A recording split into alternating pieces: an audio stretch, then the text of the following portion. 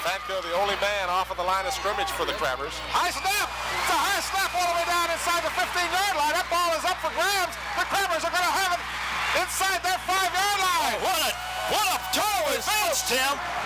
What a turn of events. Hampton could take this ball in with less than a minute and 20 to go. Take the lead. Oh, wow. Can you believe that? That might have been a better job had the guy. Looked like the Crabbers were in terrible condition, and now they've got it first and goal at the 3-yard line. Tony Hyman, then they had an illegal motion because he wasn't sure. Oh, wow. See, and Tim, a field goal doesn't do you any good. You got to score. That's going to take them back to about the 8 or 9-yard line. And if they don't take the penalty, their coaching staff is crazy. Well, they're going to take the penalty. That's no question about that. You've got to make that team get the yard. The call, the official said, don't talk to me about it. Don't, oh, no. And that is a lateral. That is a lateral. It will not stop the clock. Here you see the T.C. Williams team exhorting the crowd to make it difficult for Hunter. Hunter, second down and goal at 10. Looks in the end zone, and it's intercepted.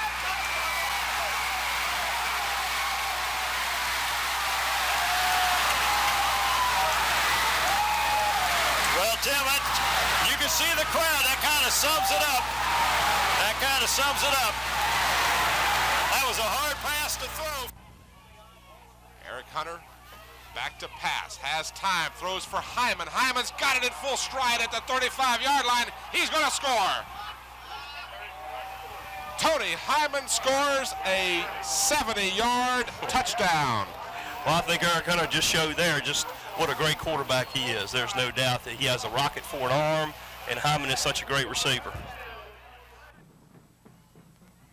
WHCS Channel 29 presents Group AAA State Final Football, the Division VI Championship between the Hampton Crabbers and the Robinson Rams. From Todd Stadium in Newport News, this is Tim Cole, along with Bob Hintz and A.G. Womble, and we are here for the game of the year, the championship game, the chance for Hampton to redeem themselves after suffering a 10-6 loss last year to T.C. Williams. Bob, this is going to be exciting. Oh, Tim, this is going to be a game of games. I'm really looking forward to it. I was excited, ready to come to the ball game at 10 o'clock this morning, and the fans were started piling in here about 11:30 today, so they're fired up. We've got two teams that are very similar in that they're not real big teams, and they both are fairly fast. We have one quarterback at short that rolls out the pass, another one in Eric Hunter drops back and is an excellent passer. I think Hampton has more offensive weapons that they can pull on and count on than what the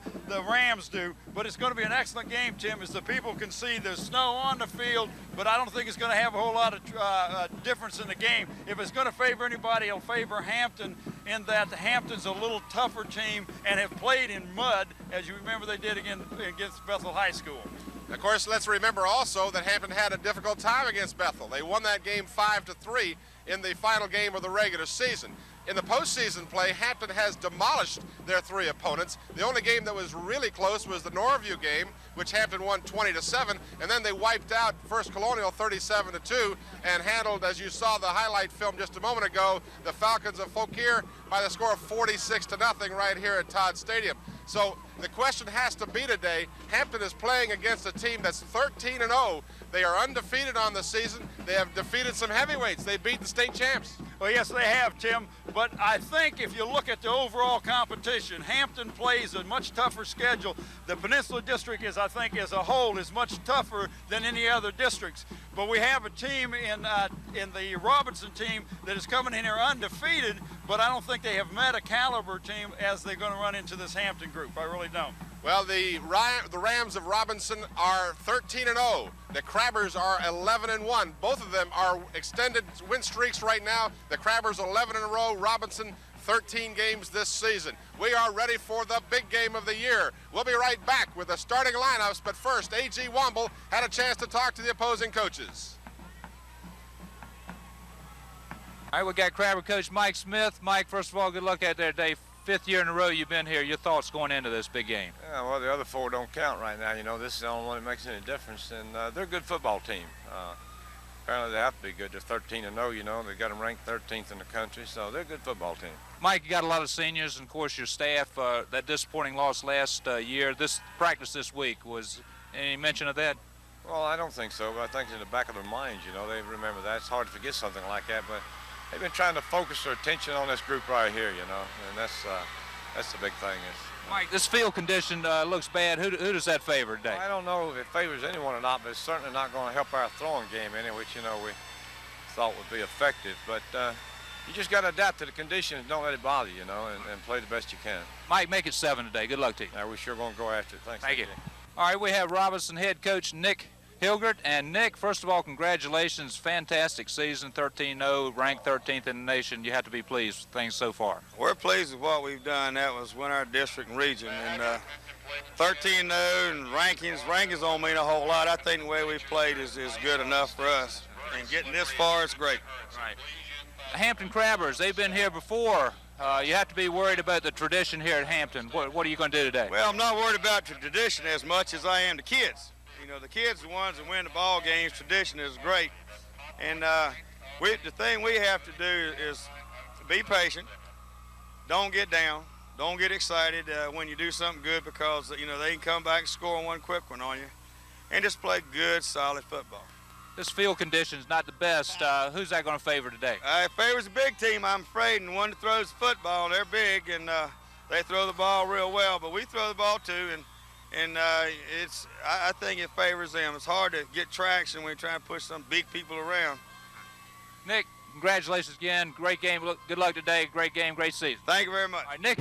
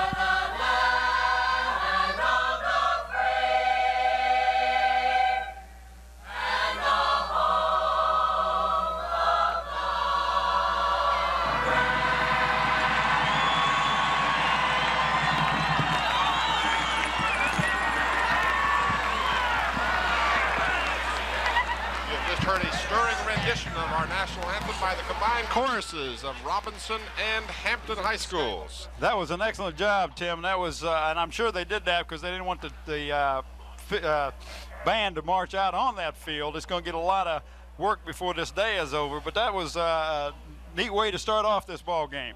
And this is going to be a neat game because I've been looking forward to this all year long. I know the Crabbers have. They've been looking for this chance. You know, the two teams, before we get to the starting lineups, the two teams coming into this game are high-scoring teams.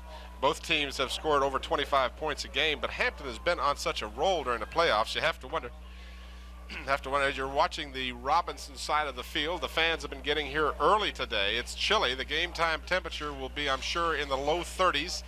The wind is of no value whatsoever. It's completely calm. And the only problem today will be the field of play. As you can tell, there is snow on the field from the snow we had yesterday on Friday, the 9th of December. This is the 10th, of course, and this is the Group AAA Division 6 State Championship between Hampton and Robinson. And let's get into the starting lineups for both teams while we have this opportunity. And starting for the, excuse me, Tim, defense, that's mine, isn't it? That's yours. Okay. Starting for a guard for the Hampton Crabbers, Michael Draper. The other guard is Rodney Riddick. Starting at tackles is James Wilson, the all Mr. Everything there. Also starting to tackle today is Aaron Mundy for the Crabbers. At the defensive ends, Michael Slade. and the other defensive end, Kenny Robinson, who was in for Ruben Press. Linebackers today, we have a good one in Jamie Patterson, who had a great game last week in the 7-1 defense that the Crabbers played. The other linebacker is Adrian Billups. In the secondary, we have a great secondary for the Crabbers. Tony Hyman is one of the cornerbacks. Leonard Lassiter is the other cornerback, and Kenny Owens is the safety for the Hampton Crabbers. And again, you're seeing the Hampton Crabbers. We have to congratulate that defensive squad. They have played superb football all year long, allowing a total of 50 points for 12 games. Now, the offense for the Crabbers, and they ain't shabby either. Quarterback is Eric Hunter. The fullback is Dwayne Murphy. Todd Summers will be starting at the tailback. The flanker is Mr. Tony Hyman, a great two-way player for the Crabbers. Aaron Monday and Brian Gerzak are the ends. James Wilson, again, that ever-present James Wilson that Bob mentioned a minute ago, both ways, and an all-regional player in that position. Tackle, the other tackle, Rodney Riddick. The guards are Hartsfield and Suber.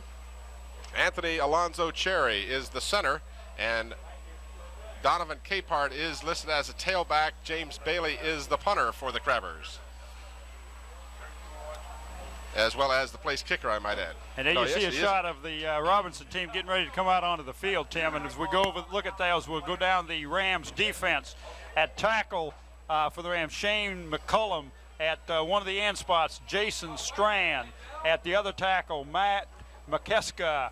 At the other defensive end is Brian Hilgert, who is the son of the coach. At linebacking for this group, they run a 4-3, Tim. Bobby Robinson is a one linebacker. J.D. Holder is the other linebacker, and the third linebacker is Jason Tenberg. At the cornerbacks is Chris Scales. At the other cornerback is Wes Bryan. At the strong safety, Sean Spear. And at the free safety is Dermani Marshall. I'm not sure on that, Bob, but I think it's pronounced Dermia. Dermia. I'm not sure. That's could be. There you go. There it is. James Wilson, awesome all world. I got to go along with that. Now, for the Rams on offense, their center is Johansson. That's Ken Johansson. Simon Hernandez is one guard. Scott Lohman is the other. The tackles are Matt McKeska, and Brian Free. The tight end is Stinchula. The wide receiver is Chappelle. The split end is Knox. The quarterback is Brian Torgeson. The halfback is Mike Johnson. The fullback is George Fukunica. And the place kicker and punter is George Atwood. I might want to correct myself, by the way, for the Crabbers. Bailey does not kick from the place kicking, but rather he's a punter. He's the punter only. Right. And the place kicking will be shared, I understand, once again, by Brandon Waddell, and the other one would be Gregory Dean. I think AG has some he wants to talk to some celebrities of sort here at the big game. Yeah, we do have some celebrities here, Tim. Bob, we got some die-hard Crabber fans, and we want to get some predictions from them. Your name, please. Calvin Keene. I'm predicting a Hampton shutout. Shutout? All right. Who's this young man? Anywhere. What are you predicting? Oh, we're going to shut him out. How many points are we going to score? Oh, we're going 28 to nothing. 28 nothing. All right. What about this young man? 28 to nothing. All right. Well, who we have down here? What's your name? Ernie Gary. All right. How long you been following the Crabbers? Several years. I went to Kickingham, but my wife brought me to Hampton. I've been here ever since. She made a believer out of you? She sure did. Hampton football all the way. All right. What's the score going to be today? It's going to be about 19-6. All right. 19-6. And what do you think? 20 to nothing. 28 nothing. All right, Tim, Bob, you got a few predictions here. Mine is 28-3 in favor of the Crabbers. Oh, you're going to let them have 3 points. That's they got a good field goal kicker. Hey, well, we got a chance. Let me run over the coaches for the Hampton Crabbers, Tim. First of all, I want to acknowledge the Lowell Thomas, who is the principal at Hampton High School, and he really helps us out. We need some help. Athletic director is Trish Mitchell. Head coach, of course, Mike Smith, has done just an excellent job at the Hampton Crabbers, assisted by Alvis Mann, Danny Mitchell, Walter Brower, Lanny Franklin, Woodrow Wilson, Simon Gupton, Kenny Gilliam, Corey Thomas. And that is a nice group. And Steve Washington. Oh, and Steve Washington. I'm sorry, Steve. Steve is back on the Yeah, sideline. we got to see Steve at the sideline, and it's really great to see him. He's looking good, and he's had some health problems, but he looks like he's licked it, Tim. And we're happy to see him back. For the Robinson Rams, they are coached by Nick Hilgert. He is assisted by Maynard Hines, Greg Hamilton, and Dan Thompson. And they are the Rams. They are the Rams, and we're going to have the meeting at the center of the field momentarily, and when we do that, we will introduce the officials to you at that time. We've got our referee mic'd for today's game. There you see the tri-captains representing the Hampton Crabbers. They are Kenny Owens, number 2, Eric Hunter, number 9, and James Wilson, number 75. For Robinson, they will be represented by Brent, I called him Brian earlier, I apologize, Brent Torgerson, who is the quarterback.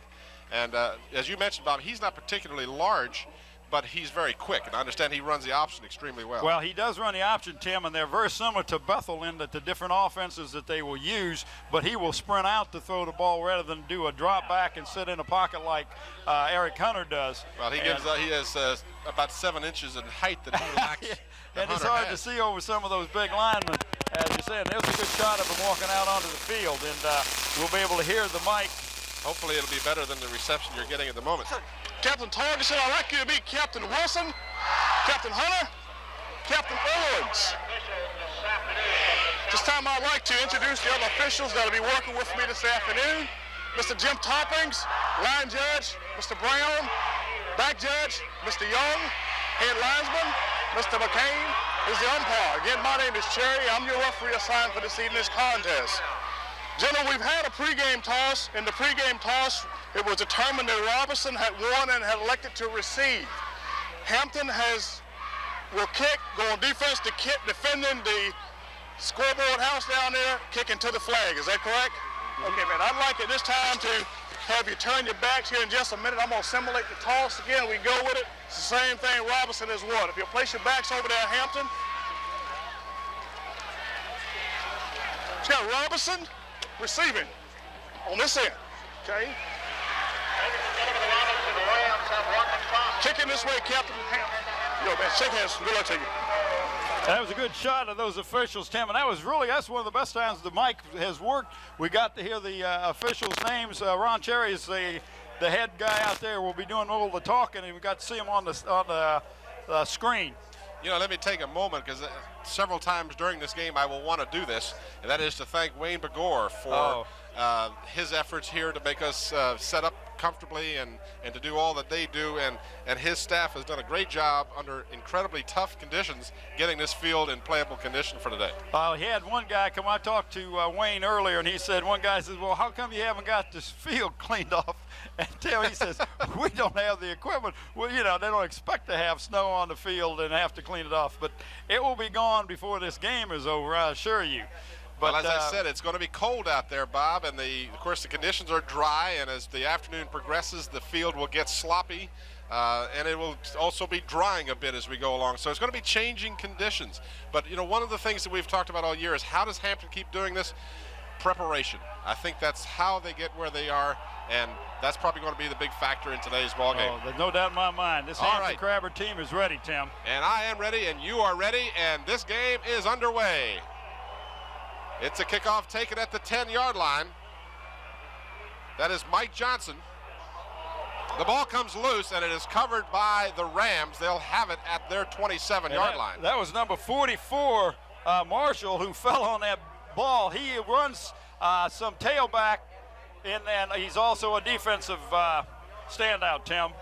And talk about defensive standouts. The Crabbers have them on the field right now. They have allowed just 9 points in the playoffs, 50 points throughout the entire season. The quarterback is Torgerson as he comes up to the line for the Rams. 1st and 10 from their 27. And they are in a split situation when they got the I backfield, and they just run a power with number 24, Tim. Mike Johnson will carry the bulk of the time. Mike Johnson, number 24, gets the call, and they will mark the ball on the 30-yard line. Johnson coming into this game, excuse me, carried the ball 246 times for 1,480 yards on the season. Pickup of about 5, 2nd down and 5. This is the big running back.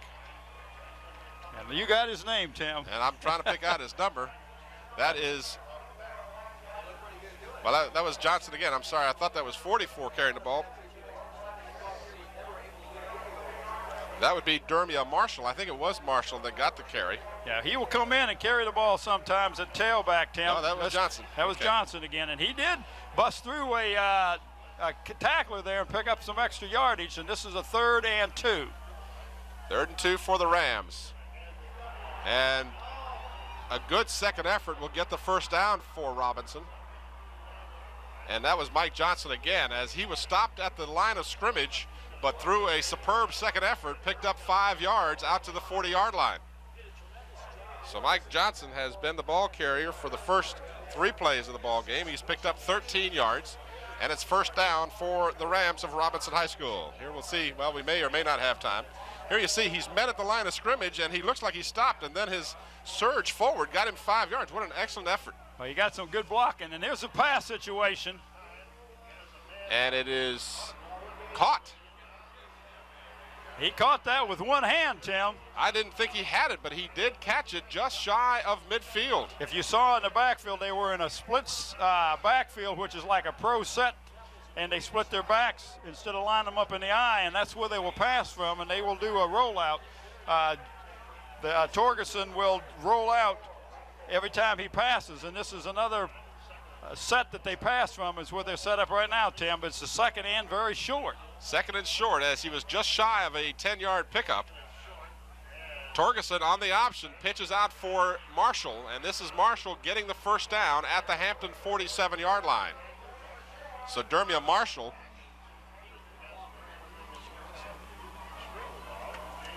picks up the first down. That is the second first down of the ball game for Robinson. And now an official's timeout. I'm not sure exactly what the reason for the timeout is, but there is in fact a timeout on the field, and it was indicated as an official's timeout.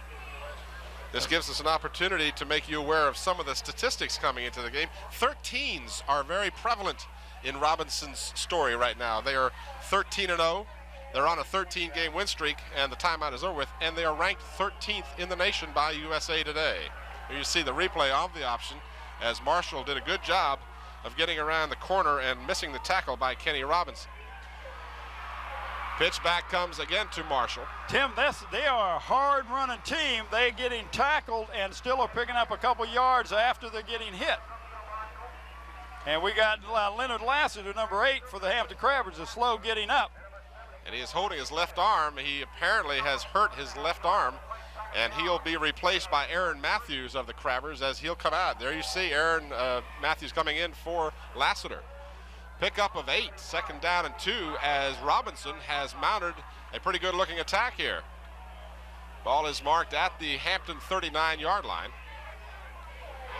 And keeping the ball is Torgerson. He stuck it in the stomach of the running back and then pulled it back. Did a good job of getting the first down. He most certainly did, Tim. They tackled both of them, and they concentrated on the running back, and he just took the ball right back out of his stomach and hung on to it and picked up a lot of yardage.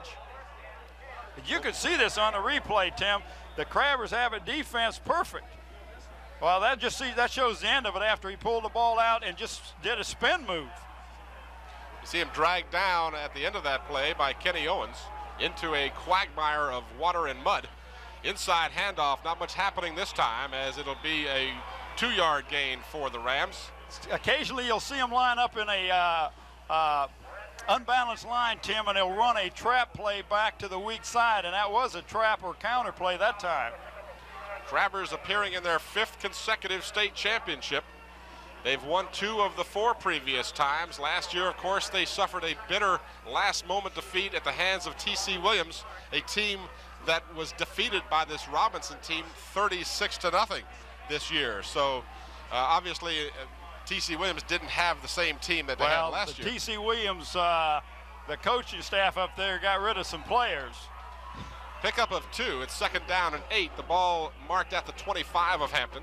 We're in the first quarter, no score. 8:24 remains. This is Marshall as he gets across the 25 to about the 23. Tim, we've seen this all year long. We've seen a team move the ball on the Hampton Crabbers and then now get down there within inside that 30, and the Hampton Crabber defense really gets stingy. They bend, but they don't break. Pickup of 2 more for Marshall. It brings up a 3rd down and 6 for the Rams. Watch on the replay. This is a, you would think a passing situation, but that is not a passing formation. But it is he is going to put the ball in the air. And it's incomplete at the 10-yard line as Torgerson rolled to his right. Had a man open, but just didn't make the connection. And Tim, looks like they're getting ready to send their place kicker, number 9, who has got excellent range. Well, he's kicked 2 beyond 40 yards this season. And this will be a 41-yarder. This would be not even as far as he's kicked one. Now the wind is slight as it is. He'll have a little bit of a wind behind him. It's 4th down. This is low. It's to the, I started to say it's to the left, but it is good. So George Atwood makes his presence known immediately with a 41-yard field goal with 7:40 remaining in the first quarter.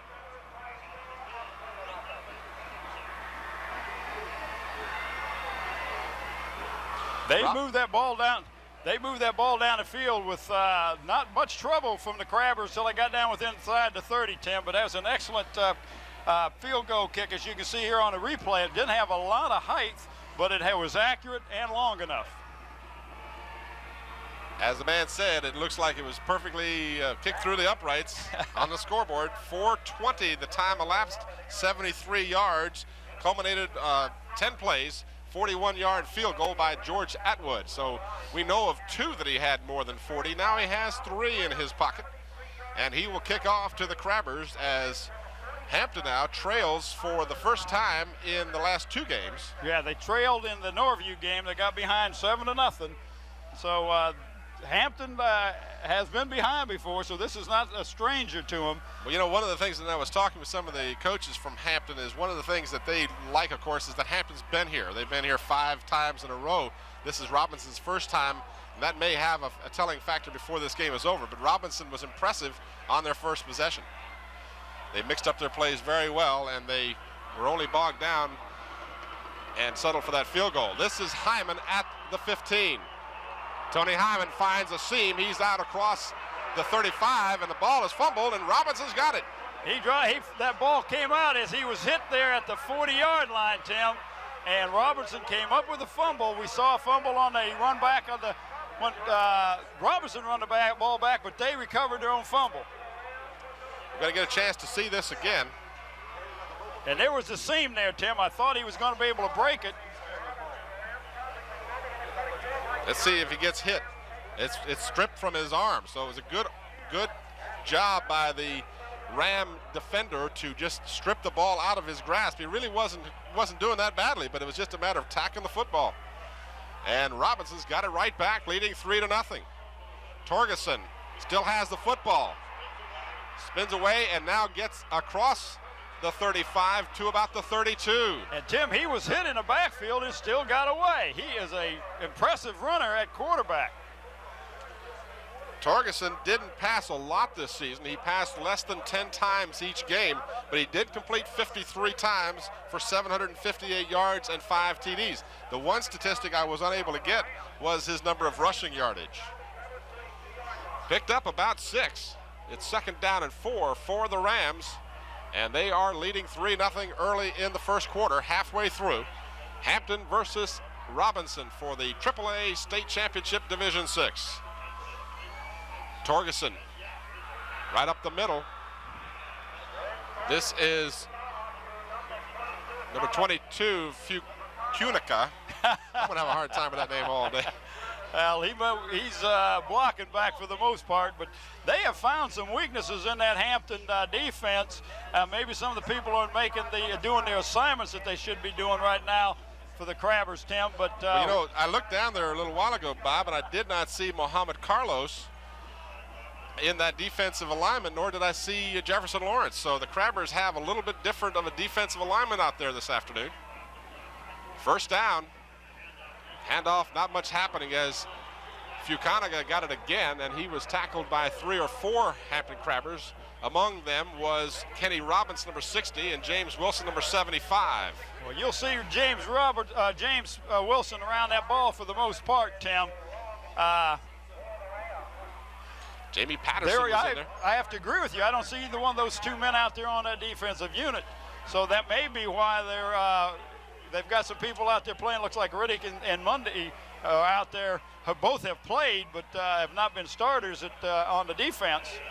Torgerson keeps, tries to bring it inside, and he is met hard by number 64 for the Crabbers, and that is Jamie Patterson. And Jamie had an excellent defensive game last week, Tim, because they went to a 7-1, which freed him up to do some things that they hadn't done before, and he consequently had an excellent game.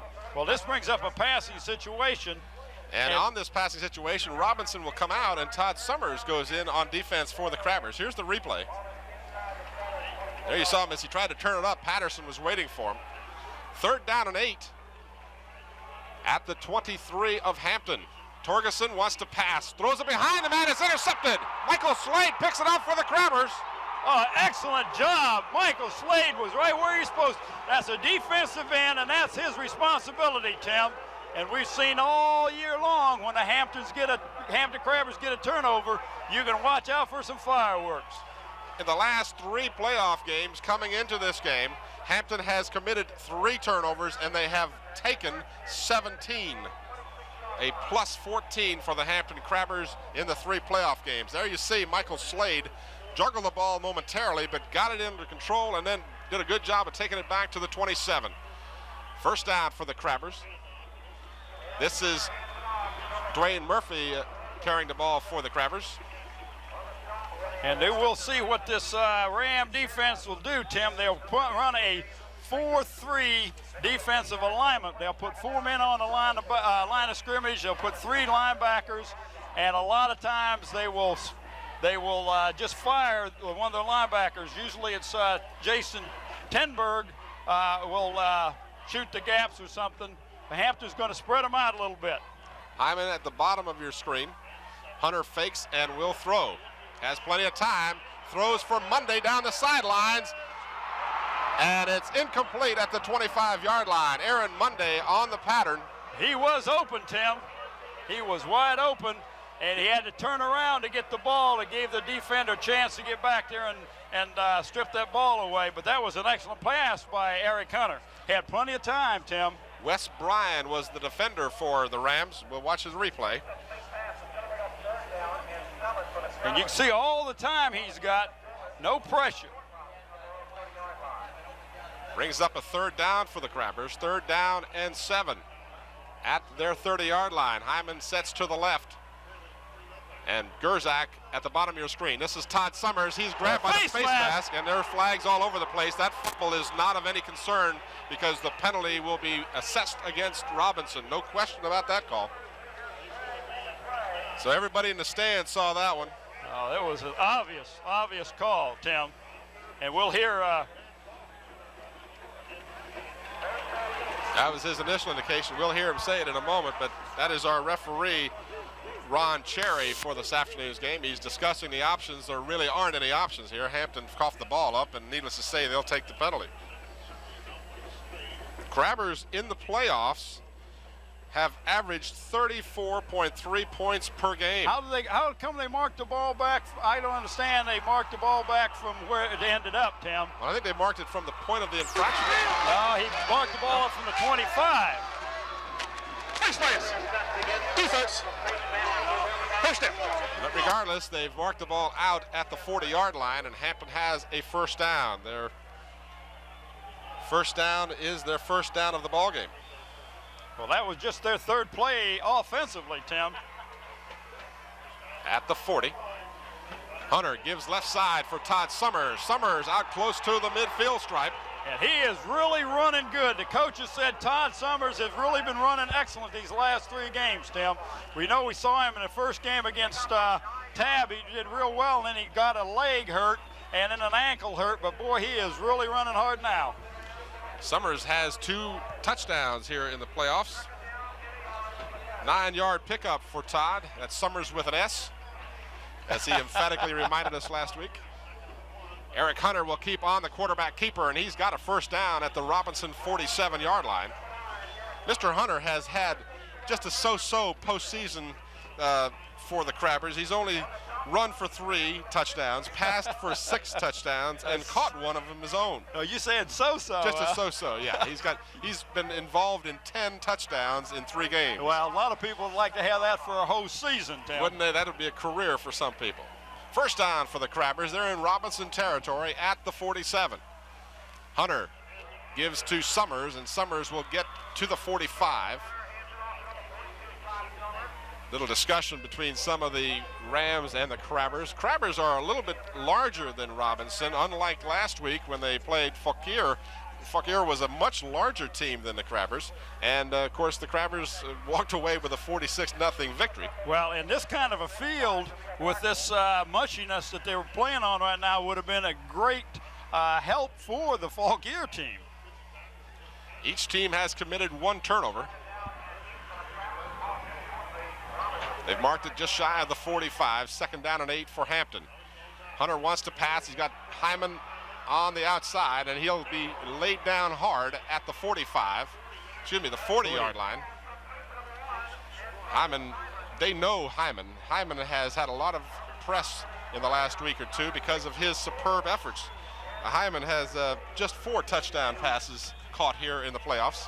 I say these just because I'm being sarcastic. The Crabber offense has been just incredible, and Hyman, Summers, and Hunter, along with Murphy, have just been the big reason. Of course, Aaron Mundy's got a couple of TD passes.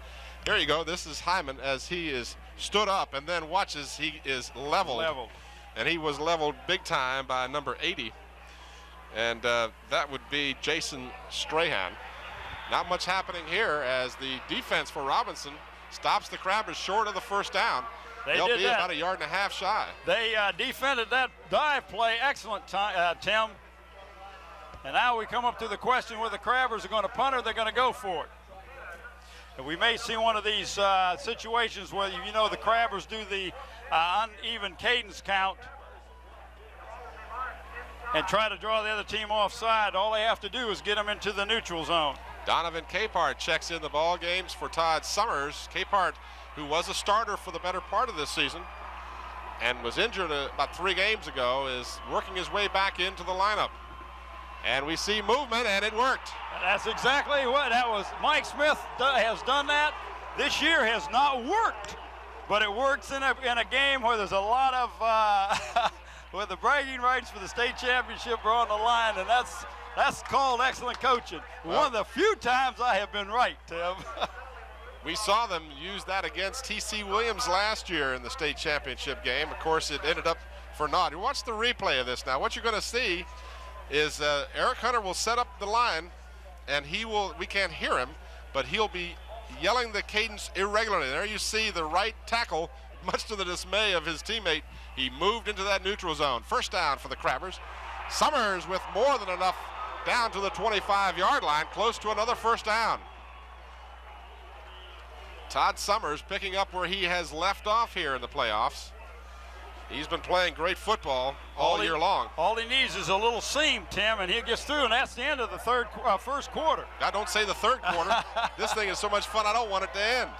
1 quarter of play by the boards, and the Crabbers on the short end of a 3-0 score. A 41-yard field goal is the difference so far in this ball game. And A.G. Womble, I understand you've got John Mitchell down on the sidelines. We got John Mitchell, and John was with the Crabbers when they practiced this week. What was the preparation like this week, John? The intensity level and the mental level of our practice this week was beyond anything I've seen since I've been here for the past 4 years. They really keyed up for this game, especially because of the 14-point underdog selection we got by the Washington Post. What was Coach Smith, what kind of game plan was he trying to put together?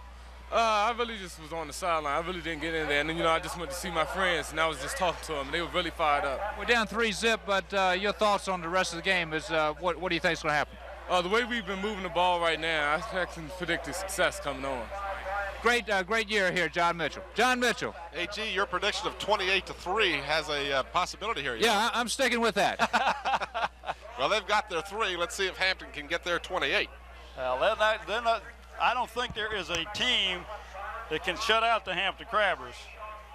in the high school ranks. Second down and a yard to go, just shy of the 25. Second quarter just about set to get underway. Hunter has Murphy and Capehart. This is Capehart getting the first down. Capehart is stopped shy of the 21-yard line, but it'll be more than enough for the first down as Capehart picks up 4. Tim, I'm watching the both lines out there, and the Robinson team has just been like the other teams that the Hampton Crabbers have been playing. They'll make a tackle or something, and they'll jump up and they'll throw their arms, and they try to get all this energy going like that. And the Hampton Crabbers, they just go out, boom, they block, boom, run the ball. They do what they've got to do, as you can see on the replay, and to pick up the first down. They just got a job to go out and do the job, and they do it well. Again, Todd Summers, big hole. Down to the 15. So the Crabbers are moving the football now. That is Summers' 5th carry of the ball game for 29 yards, and the other 3 carries have all netted 3 yards each for Hunter, Murphy, and Capehart. And we see Hampton bringing in number 40, Tim, and that's Capehart. Capehart, a young man who injured an ankle and didn't get to play much in the first Colonial, didn't play at all in the first Colonial game. Second down and 3. This is Hunter, and a flag goes down. Hunter has the first down, but let's see. Tim, he is inside. He was hit back at the 12, and they finally tackled him down at the 7. And I think it's a face mask or something against Robinson. It is another face mask. So Big Eric Hunter drags a couple of would-be tacklers. Watch the replay. This is him going right off the left guard position. And right there, number 90. Yep, he's got a death hold on his face mask. That's Robert Fink. And that will cost Robinson. So now the ball is marked inside the 5 at the 4-yard line. On the defense. First down. There's our referee, Ron Cherry, telling you the story. It's first and goal at the 4. We've got 10:49 remaining here in the first half. Tim Cole, Bob Hintz, and A.G. Womble, and the crew. Hope you're enjoying this one. This is the game for all the marbles. Hampton's here 5 consecutive times. They've won it 13 times, including 2 times that they shared it with the Bethel Bruins. First and goal at the 4-yard line. Hunter gives to Summers. Summers is down to the 3, pickup of a yard. There was a hole there, Tim, but it closed up real quick. And number 32, the linebacker, Jason Tenberg, come in and plug that hole up, and that's his assignment. Had he not gotten there, Mr. Summers would have walked right into the end zone. Pickup of a yard for Todd Summers. It's second down and goal at the 3. Crabbers have averaged 34 points a game in the playoffs while allowing just 3. They've given up their 3 so far. At the 3-yard line. This is Summers, left side, right side, another touchdown. There's a touchdown, Tim. The blocking assignment worked on that side. They pinned that defender, that linebacker, and then I told you Summers just walked into the end zone. With 9:42 left in the first half, Todd Summers has capped a turnover drive, as we have seen. And they've done it all year long, and we've got Gregory Dean in to attempt the point after, Tim. And it's really a wet spot right in front of that ball. Just keeps his head down and follows through. He gets a good snap, he gets it up, and it is good. And the key is just do your job, and that's what the Crabbers do. So Todd Summers takes the last 3 yards up. 6:52 is the time that they used. Watch over on the right-hand side, Tim, of the blocking, and they seal and kick out that linebacker right there. Look at Dwayne Murphy. Murphy did a good job in kicking out that linebacker, number 50, Bobby Robinson, and opened up that hole. Excellent job. James Wilson was the man he followed in. So, yes, again, the credit where it's due. 6:52, the time elapsed. Joe Lewis, good job on the replay, guys. 53 yards, 15 plays. And the Crabbers on top, 7-3. Don't turn the ball over to the Crabbers, and you do, you're going to give up some points. Well, they've been awesome in the playoffs, Bob. The Crabbers have averaged 333 yards per game total offense in the 3 games during the playoffs. 206 yards on the ground and 127 in the air. Hyman has 4 touchdown passes. Summers has a couple of TD runs. Hunter, as I said, has been involved in 10 scores of his own, not including the passes. I tell you, he's something. 9:42 left in half. Hampton on top, 7-3.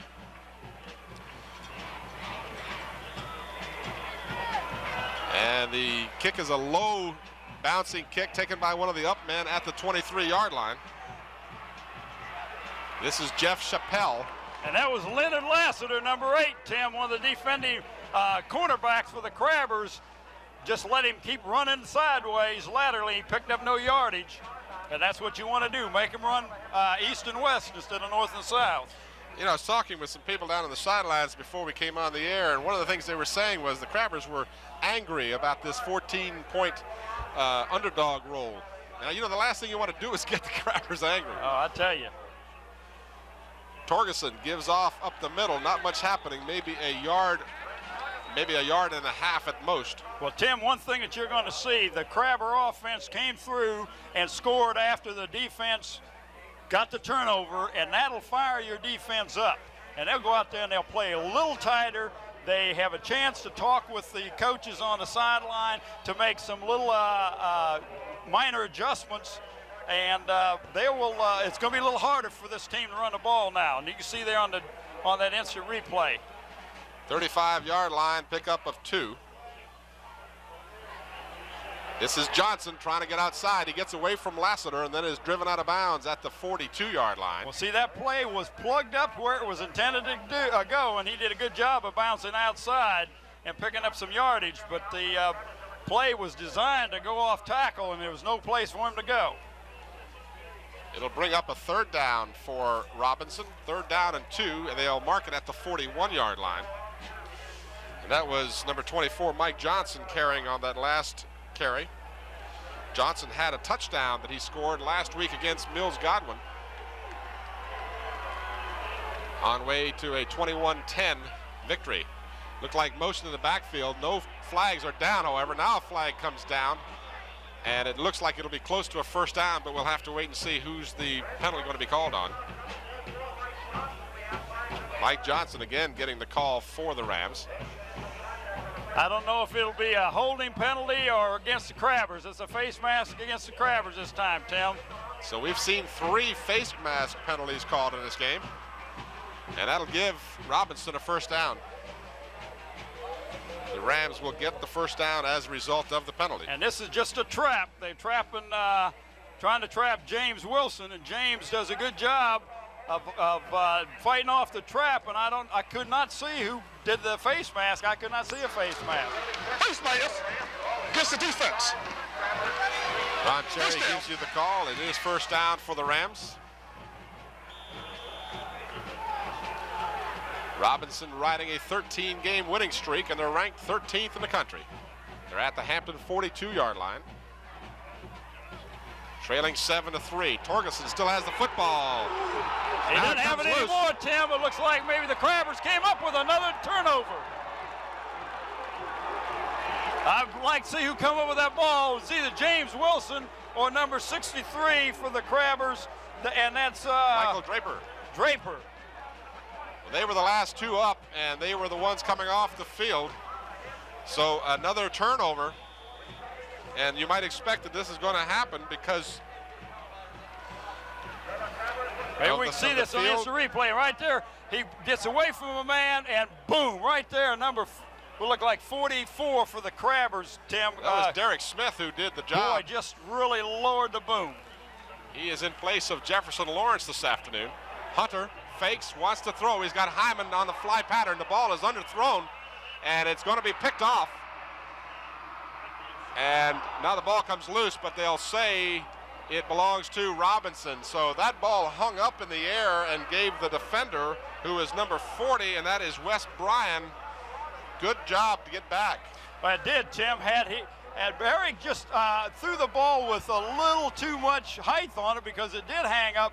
Had he lofted the ball and got it a little further down, Tony had his man beat. That was not a bad call. That's an excellent call in that situation. You just got to turn over, and you could very well catch them with their pants down. But they came up with an interception, but they're on their 5-yard line, so that makes it a little tougher for them. On an earlier play, Hampton had Brian covering Hyman, and Brian did a good job. So that's going to be a matchup we'll watch this afternoon. Now on the turnover, Robinson from their 5. Gets some running room out to the 10. Carrying the ball again, Mike Johnson, number 24 for the Rams. So the turnovers are even at 2 apiece. Slade has intercepted for Hampton and Hyman has fumbled, while Brian has intercepted for Robinson. And we'll give credit to James Wilson for the fumble recovery moments ago. Watch the replay here. You'll see Johnson. Well, you won't see Johnson, I understand. Our director says, forget it. We'll talk about some beef out there in a minute. Look at the right guard. Stacked up. Johnson now will reverse his field. Mike Slade has a beat on him. And several other Crabbers, along with Leonard Lassiter, drive Johnson back behind the line of scrimmage. Oh, Tim, what a defensive pursuit that time. The hole was really plugged up. The defenders did an excellent job on the left-hand side of the Crabber defense. He bounced out of there, turned around, and tried to run around the end. And, he ran into some Crabbers that were ready. And here's a replay of that.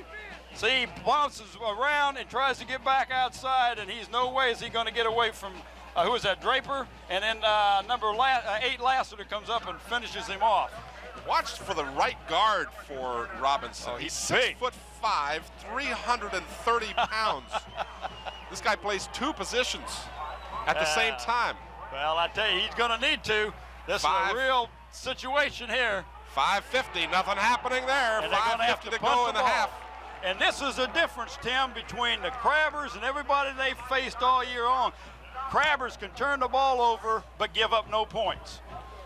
We saw the Crabbers take an interception and march from their own 5-yard line all the way down and score. This team had a chance to do it, could not do it. 4th down and 4 for Robinson. Watch the replay. You see Torgerson as he tried to do some faking, but it wasn't fooling the middle of that Hampton defensive line. It looks like Hampton's going to try and block the punt. They fake it, and now they'll set up for the return. It's a good punt. Atwood averages 40 yards a kick. Hyman at midfield, and that's all he'll get. Hyman on a good job by the specialty team from Robinson. Hyman stopped dead in his tracks. Well, he got the ball at the 49, it looks like, Tim, but that's excellent field position for the Crabbers. And that punt was from the end zone, so it was a 51-yard punt from the end zone. And, of course, the line of scrimmage was the 10, so give him 41. He's right on his average. And that's about where the Crabbers had the ball off after they got that last turnover. You're right. Here's the ball in the air, and you'll see Hyman on the receiving end of it. And then he had nowhere to go. Good job, guys. Ooh, that looked like a little late hit there. Cross midfield now, picking up a couple of yards out to the Robinson 49. This is Dwayne Murphy.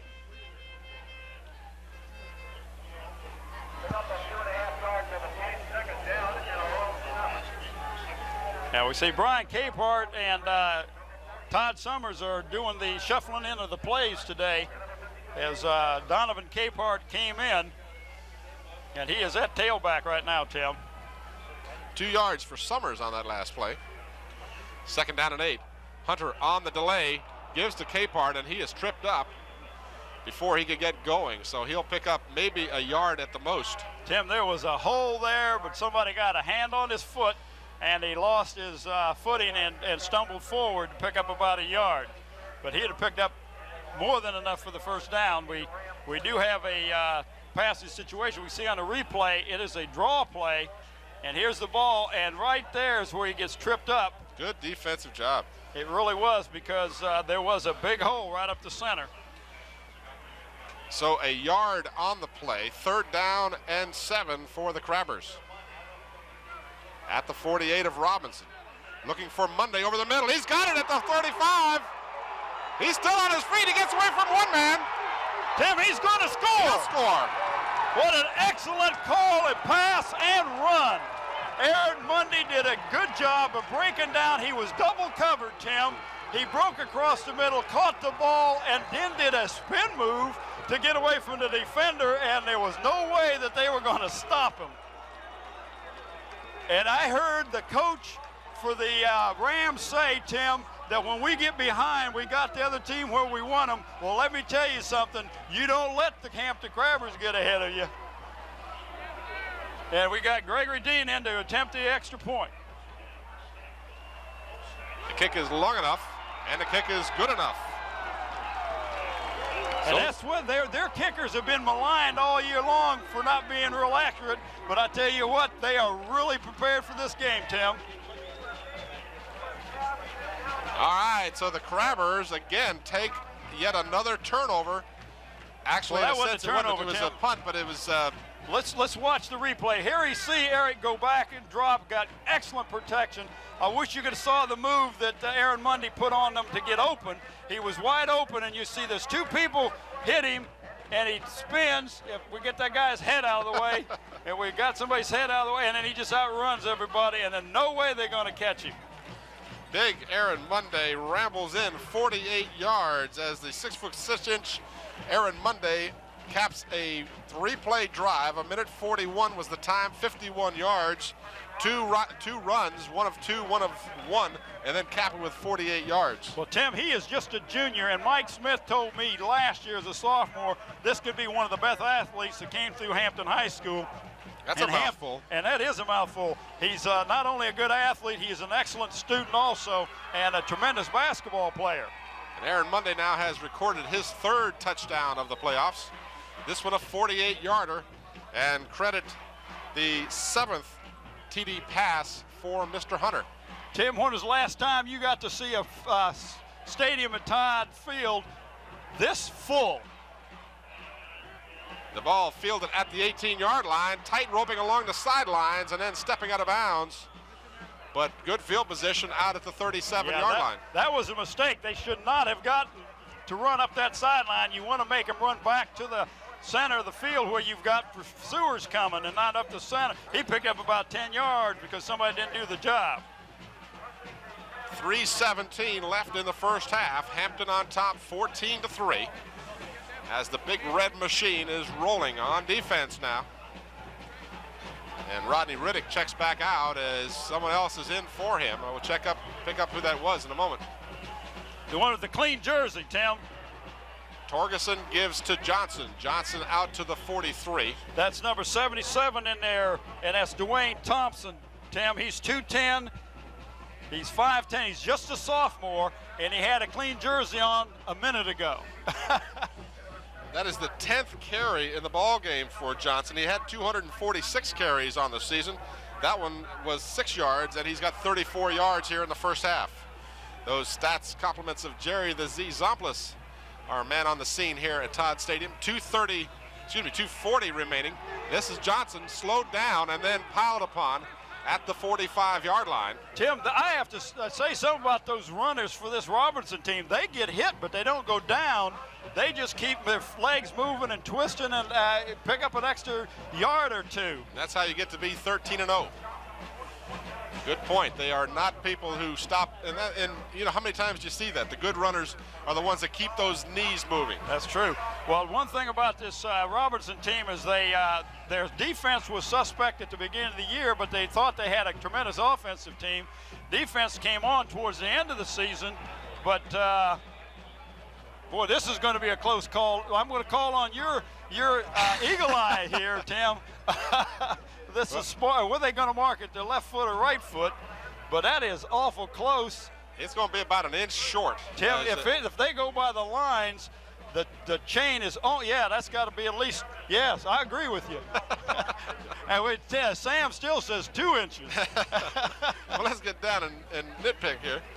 But they got to, if these lines are accurate, they are a few inches short. That was my favorite name in the game, Fukunica, who was carrying the ball, and he will be about 2 inches short. Oh, look at that. Dr. Sam was right there. I forgot to allow for the distance here. Oh, the windage. The windage, that's what it was. Well, actually, it was the shadows, Tim. Well, 4th down, and looks like to me that they're going to go for it. That, I think, would be a mistake, but I'm not a coach, and he is. Needless to say, they've gotten where they are because they have good coaching, so that tells you something about Well, me. I would see, you see the Hampton has really got their big people in there. Well, what if they don't get it? Hampton's got a lot of time. Are they going to try an irregular cadence count? Let's see what happens. It's stacked up. I don't know whether he got it. Tim, he did not get that at all. What an what a defensive surge by that Hampton Crabber defense. Officials timeout as they will again bring the chains across. Tim, they did not get it. It doesn't appear that they did. And to finish my thought, Bob, was if you don't get it, Hampton's got a ball on your 46-yard line with a minute and a half to go with Hunter's arm. You're looking at 3 touchdowns. That's right. Let's see, though. We might be premature in all of this because No, Tim. They held him. That was an excellent defensive surge. If we could get the replay on that, I don't know if Joe Lewis has got it or not, but you can look at this thing, Tim. Watch the red side here go forward and push back that offensive line, and that's the key. That was Torgeson, the quarterback, who kept on the keeper, and he did not get the first down. So now a minute and a half remaining here in the first half.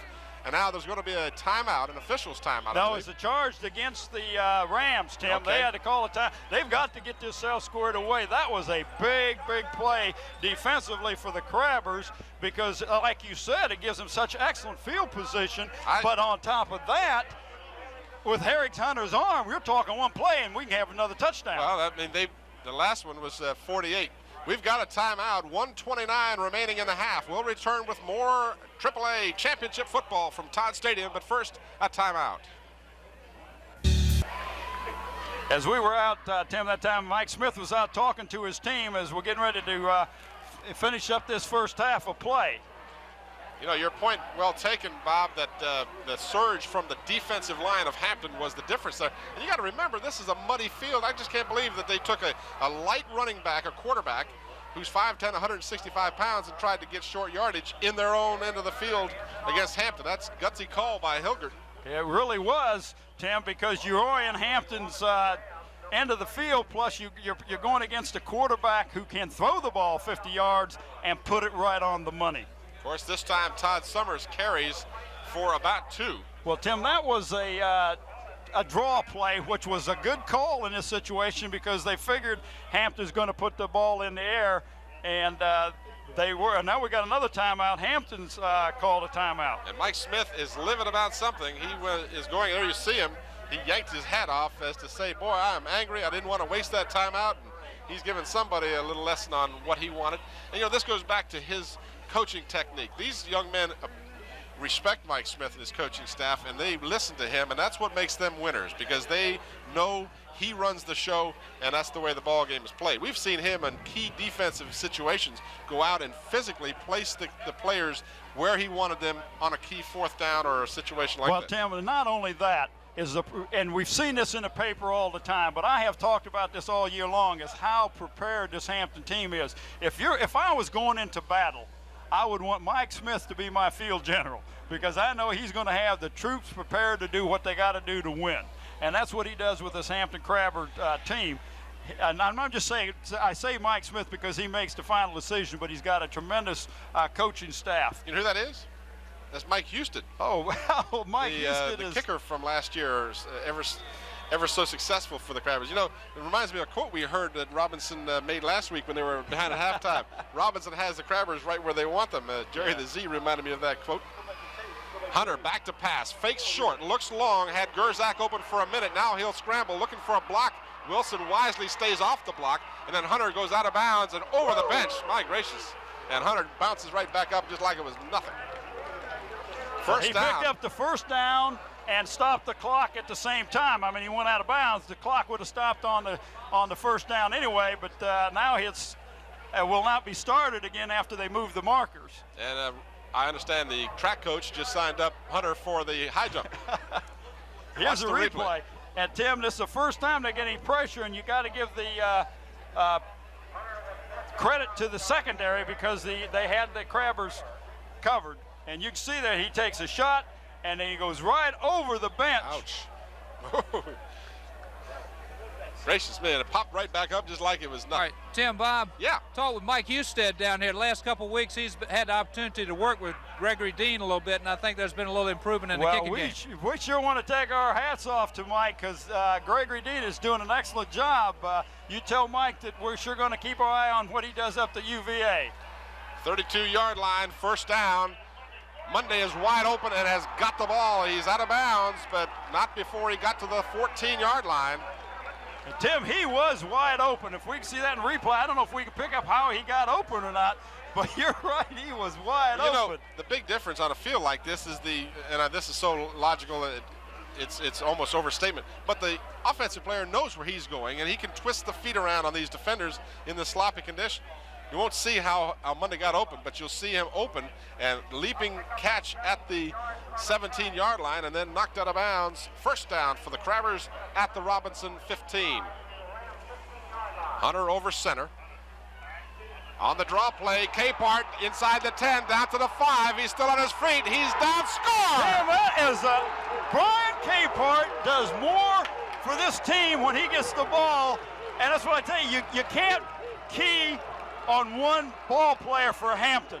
You got to watch out for Capehart. You got to watch out for Summers. You got to watch out for Murphy. You got to watch out for Hunter. You got to watch out for Mundy. You got to watch out for Gerzak. You got to watch out for Hyman. I mean, that is excellent run. Look at this. Look at the hole that Capehart had. And but then the now rest he of gets hit. He does all of this on his own, though. 3 more times he gets hit, and he carries people into the end zone, Tim.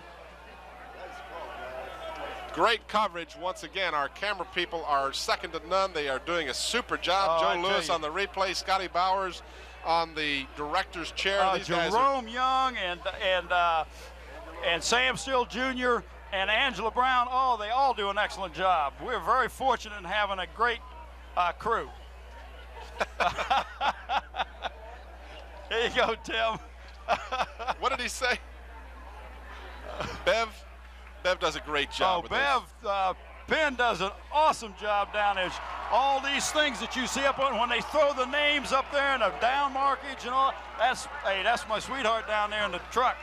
54 seconds. I hate to say I was right, but I said it. I said I can't believe they're going to do this with Hampton's defense like it is. And Tim, that's a turnover. Oh, when sure you it stop is. them like that on a 4th and go, that is a turnover. And who capitalizes? The Crabbers will every time. Donovan Capehart scores 4 plays, 54 yards, 54 seconds. They still have 35 seconds left on the clock. And AG, I understand, is 7 points away from his prediction of 28-3. Yeah, AG, I've got some knowledge on some horse races. I might want to talk to you. So Summers, Monday, and Capehart have scored for the Crabbers. They trailed by 3 after the first period, and then ever since then it's been all Hampton. The second quarter has been their ball game. And now they lead 21-3 with 35 seconds left to go at halftime.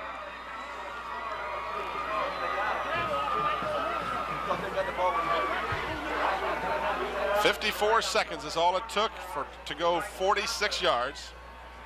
Excuse me, 54 yards. No, 46, right the first time, 46. This is Mike Johnson. And he'll be stacked up at the 35. And Tim, I don't know about this Robinson team, but I'd want to get out of here, get in the locker room and try to make some adjustments and not try to do anything fancy, because if you turn the ball over here, you're liable to give up another 7 points. The wind has picked up here at Todd Stadium now. It is blowing with the direction that the Robinson team is going. Watch Mike Johnson as he returns this kick. I tell you what, Joe Lewis does an excellent job on that instant replay slow motion, Tim. 35-yard line. Torgerson mixed up in the backfield. Nothing happening as he is hit by none other than Aaron Monday, who's one of those excellent two-way players for the Crabbers. They have a lot of them. That's going to be it for the first half.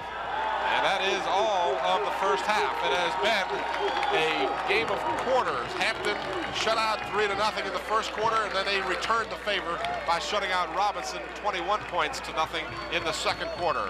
We're at halftime at Todd Stadium. Our score at halftime is Hampton 21, Robinson 3. We'll return with second half action and first half statistics, but first let's take a brief timeout.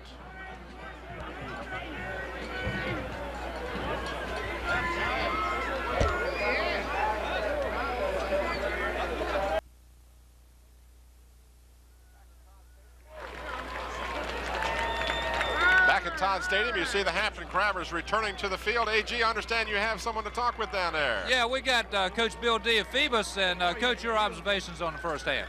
Well, Hampton has just played an outstanding first half. They've capitalized on all of Robinson's mistakes. Robinson's made face mask penalty here, and right before the half, they went for the first down, didn't make it, and Hampton's just capitalized on every mistake.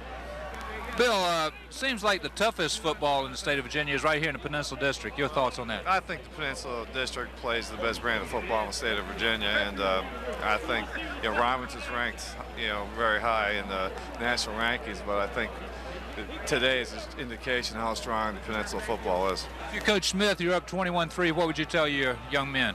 Well, I just tell them to keep executing and playing, the type of football they're playing right now, and don't make any mistakes and keep the pressure on Robinson. All right. What's Phoebus going to do next year? Well, we'll be back. We're a little disappointed in the way losing the first round playoffs. I think that will motivate us for next year. We're gonna work hard. You're doing a great job out there, Bill. Good luck to you. Thank you. Bill D. Thank you. All right, AG, thank you. And Robinson now is returning. As you can see them at the top of your screen, they're returning to the field of play. And understand you have one of our old buddies, Pat Patrick, down there. Yeah, and I wonder why Pat Patrick's got on an orange hat instead of a red hat. Why do you have an orange hat instead of a red hat? I couldn't find one. Best thing I could find in my trunk. All right. Tim Bob, now Pat himself is no stranger to state championships. We're going to have another one here today for Hampton? I think so. I think they scored right there before the half. And 21-3 on this field, this weather conditions, I don't think Robinson can pass the ball, so I think Hampton's got an excellent chance to come through with another state championship. As chairman of the school board, you have to be especially proud today. Oh, this is great. This is great. We love this. It really pumps up the whole system, and not just Hampton, but the whole system really gets behind them. A lot of school board members I saw up there in the stands today. Yeah, I've seen 4 of them up there, and the others may be here, but bundled up somewhere close by. All right, Matt, Pat, y'all doing a great job. Good luck today. Thank you. I want to find out. Patrick, hold it. Hey, AG, ask Pat the feelings of the broadcast and how it's going out to the Hampton community and all. Tim and Bob want your feelings on the job they're doing. Oh, they're fantastic. They're the best. I think they're the Pat Sumrall, and one of them's Tom Brookshire. We want to bring him back. All right, there you go, Pat Patrick. Thank you. That's not what I asked. I'm but sure it that's was. okay. Well, we're looking forward to seeing Pat Patrick in the basketball season. Oh, we will that. And with that reference to basketball, we will be doing basketball games on a regular basis. We got some halftime statistics before we get started here. Let's run down and see how these teams did in the first half. Hampton leading 21-3 at halftime. They trailed on a 41-yard field goal from George Atwood of Robinson, and then that was the last time they trailed, as you saw them reel off 3 touchdowns in the second quarter. First downs in the first half, Robinson had 4, and the Hampton Crabbers had 9. There you see some of the goodies that have been passed out here at the stands.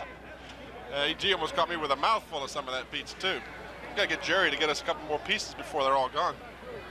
80 yards rushing for the Crabbers, 78 for Robinson.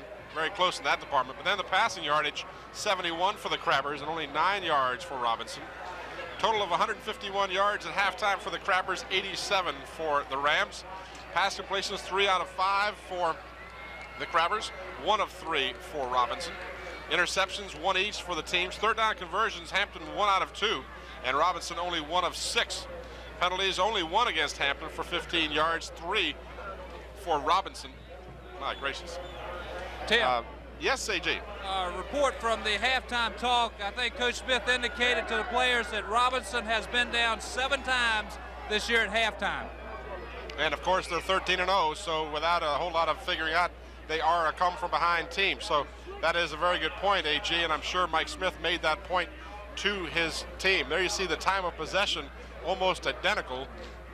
Crabbers having it just 30 seconds longer than the.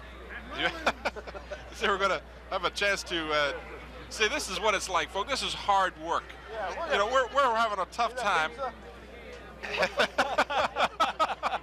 We're told that the instant replay man just quit. He said he's going up to the press box and take advantage of some of this. So there was the Dr. Sam Stills, our producer.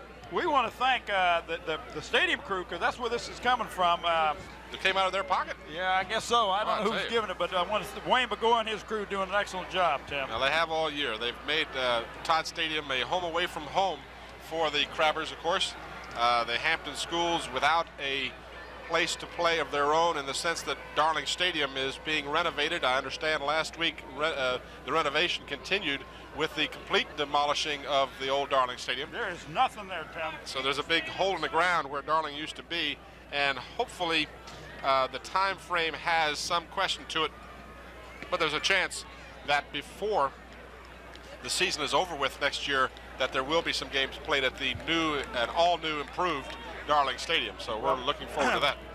From what I understand, Tim, most of the home games for the Hampton Crabbers or for the Hampton schools will be played at HU? At Hampton University Armstrong Field, yes. And that certainly is a wonderful place to play. So we'll look forward to that in the well, we got to do a couple of games there this year, and it's an excellent facility. They have put the lights up, which is going to help us. But we did the afternoon games. I don't think we've never done an evening game there, so it'll be something new for them and for us. Well, Robinson trails 21-3. Hampton has allowed a total of 3 points per game, a total of 9 in 3 games since the playoffs began. So Robinson certainly has their work cut out for them, to say the least. And the Crabbers, of course, well aware of Robinson's ability to come from behind.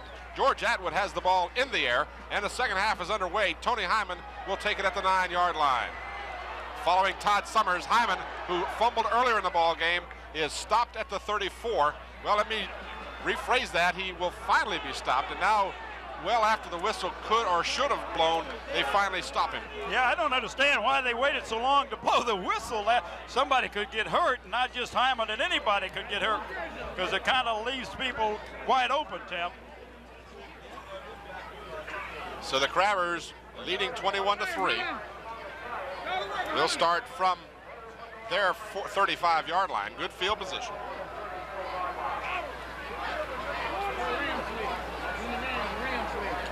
Well, I know Mike Smith really told these young men that this is one thing that Robinson has done all year, is come back from being behind at halftime. Dwayne Murphy right up the middle. And then not to let off at all. That picked up about 4 yards that time. Murphy is doing an excellent job of carrying the ball, as is Donovan Capehart and Todd Summers. I predict, and this is a pretty safe prediction, I think you're going to see, if nothing else, you'll see greater intensity on the part of the Crabbers, because they have been so responsive to instruction this year. I think you're going to see them really bear down and make sure that Robinson doesn't get back in this game. But of course, anything can happen, and that's why we play these games. Well, and I know they made some adjustments at halftime too, Tim. Look at it, wide open is that's Gerzak. Ryan Gerzak. Ryan Gerzak tripped up, but not before he gets inside the 40, and a flag down at the line of scrimmage. So hold everything, folks. There is a flag down.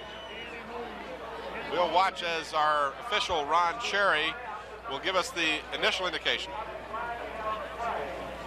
Ineligible receiver downfield, so it'll wipe out the fine gain of Gerzak's. I don't know who that was, Tim. I'd like to see the replay on that. And here we can see it. Brian Gerzak was wide open, and there's the player right there. It's downfield.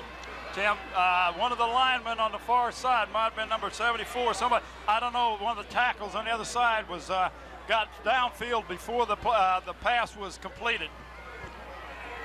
So that brings up a 2nd and 6. No, I'll take that back, about a 2nd and 11. 11. 5-yard penalty. We played it down. There you heard referee Ron Cherry. The crew is from where, Bob? The Southeastern Virginia? Yeah, Southeastern Virginia, and they're an excellent crew, and I like the way they're rotated around, Tim. They don't let a crew from either one of the two regions that are playing do the ball games. So it's 2nd down, a little more than 10 for the Crabbers.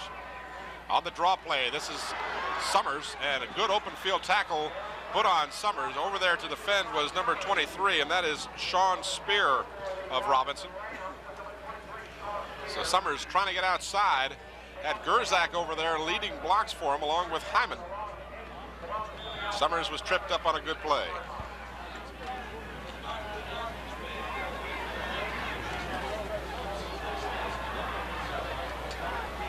Summers out and Capehart in for the Crappers. We got 3rd and long, Tim. At the 36-yard line. Hunter rolls along the line of scrimmage, now wants to pass. He gets some pressure, and he's going to go down. So he will be sacked as the slippery field comes into play. But Tim, he was trying to set his feet so he could throw the ball, and you just couldn't do it. So the Crappers are stopped. One of the few times today, in fact, I believe this will be the first time that the Crappers will be punting. And this is the first time they punted today as number 99, James Bailey's in the punt. And this should give good field position, as you can see on that replay, but this will give good field position to the Robinson team, and they tried to block that, Tim. Fielded at the 48-yard line. Running laterally, good job on the special team. That was Jeff Chappelle returning the kick for Robinson. And the Crappers led by Aaron Matthews, along with number 10 over there as well, and that is Adrian Billups. Here we go on the replay. You'll see Bailey gets a pretty good kick away, gets some pressure, but again, that offensive line or the kicking line for Hampton does a good job of keeping them out. And they stacked up one side. They will overplay one side to try to break somebody free to block. They have blocked some kicks this year. Pitch back comes to Johnson. Johnson is down to the 40. Pickup of about 4. Mike Johnson had a pretty good first half. He carried the ball 11 times for 36 yards. If I can run down some of the personal gains for Robinson, they had 36 yards on 11 carries for Johnson, held well below his average. 13 yards for Marshall and 17 yards rushing for Torgerson. Momentarily stoppage of time there as the Rod Cherry make some adjustments with some of his equipment. Maybe it's our microphone, I don't know. Yeah, I believe he lost it a little earlier there. But we're all set to go now at the 40-yard line of Hampton. 21-3, the Crappers on top. 8:21 left here in the third quarter. Division 6 Group AAA High School Football Championship for the state of Virginia. Torgerson along the line of scrimmage, hands off on the option. It's down close to a first down. They'll be about a half yard shy of the first down marker at the 35-yard line.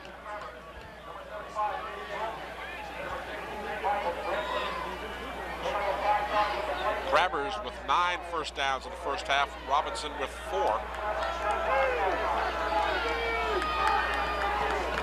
Hampton coming into this game had averaged 14 first downs per game during the playoffs, while allowing the opponent a little less than 10. Troy Knox lines up wide to the right. This is Johnson getting the first down for Robinson. And he was a hole wide. It was a nice hole for him that time, Tim, on the right side of that Hampton defense. And he picked up the first down. But you see they're getting close to the 30-yard line. They get inside that 30-yard line. That's when the Hampton Crappers really get tough. We can see on this instant replay. Just a simple handoff to the deep man who just picks the hole and away he goes. First down at the 31 of Hampton.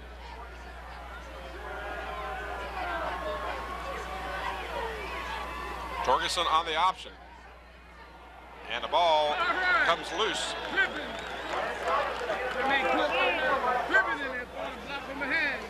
No gain on the play. I hear some voice. We may be picking up the mic of the official. I heard somebody say something about clipping.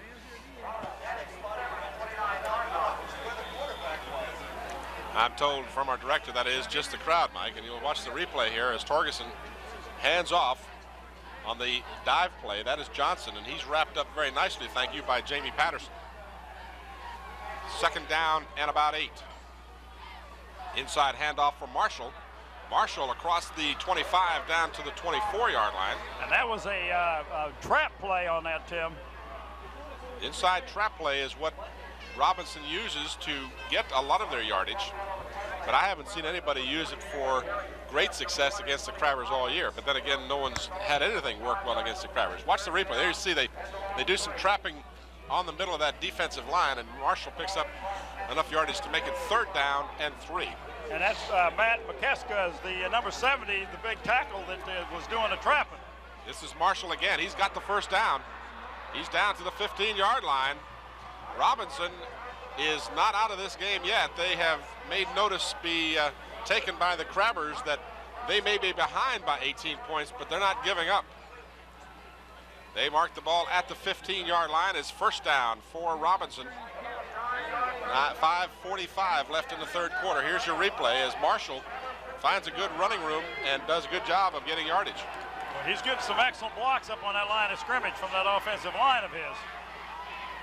Torgerson rolls, wants to throw, fakes the throw now. He'll keep it, and he's driven out of bounds inside the 10 at about the 8-yard line. Kenny Robinson for the Crabbers over to kick him, or push him out of bounds. I should say kick him.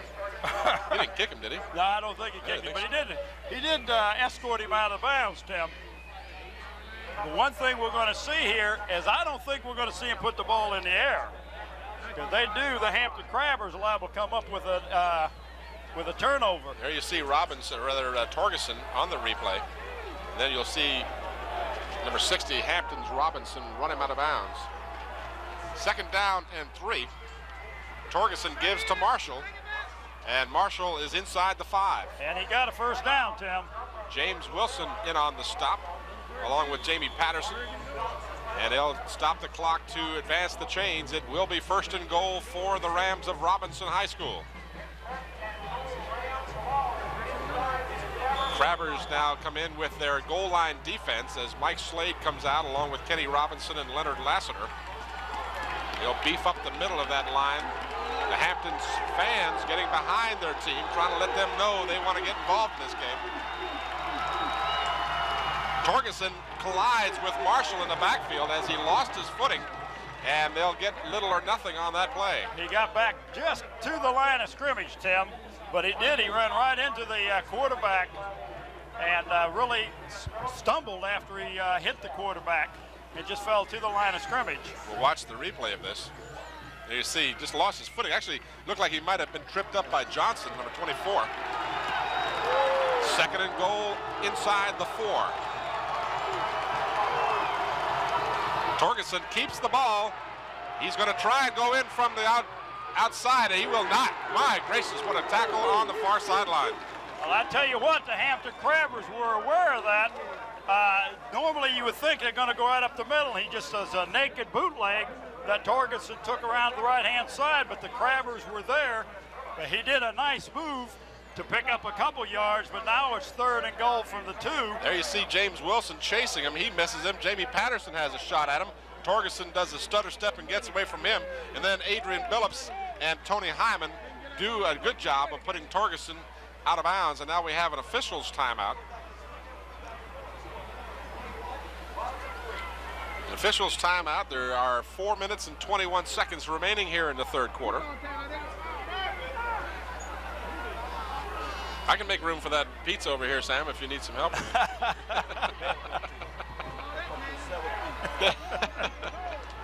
They've marked the ball at the 2-yard line now. It's 3rd down and goal for the Rams. Tim, I'm afraid that I don't think they'd even try a field goal if they don't get in. Marshall is in. So Dermia Marshall scores from 2 yards out.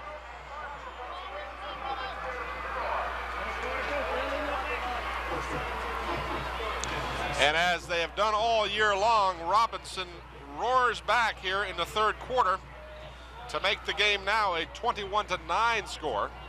George Atwood on to try the extra point in a very damp area of the field. Gets a good snap, gets good height on the ball, and it is good. So now Robinson pulls within 11 as they come down the field. Marshall scoring from 2 yards out. He scored a touchdown last week in the victory over Miles Godwin. 4:53 was the time consumed, 44 yards, 12 plays, capped by the 2-yard run of Dermia Marshall. Hampton now leads 21-10. There you see it on your screen. Tim, that's the only second touchdown that Hampton has given up in the playoffs. The Crabbers have allowed just 9 points coming into this game in the playoffs, and now they, of course, have given up 10. This score is the identical score by which Robinson defeated Miles Godwin last week, 21-10. 4:17 to go here in the third quarter.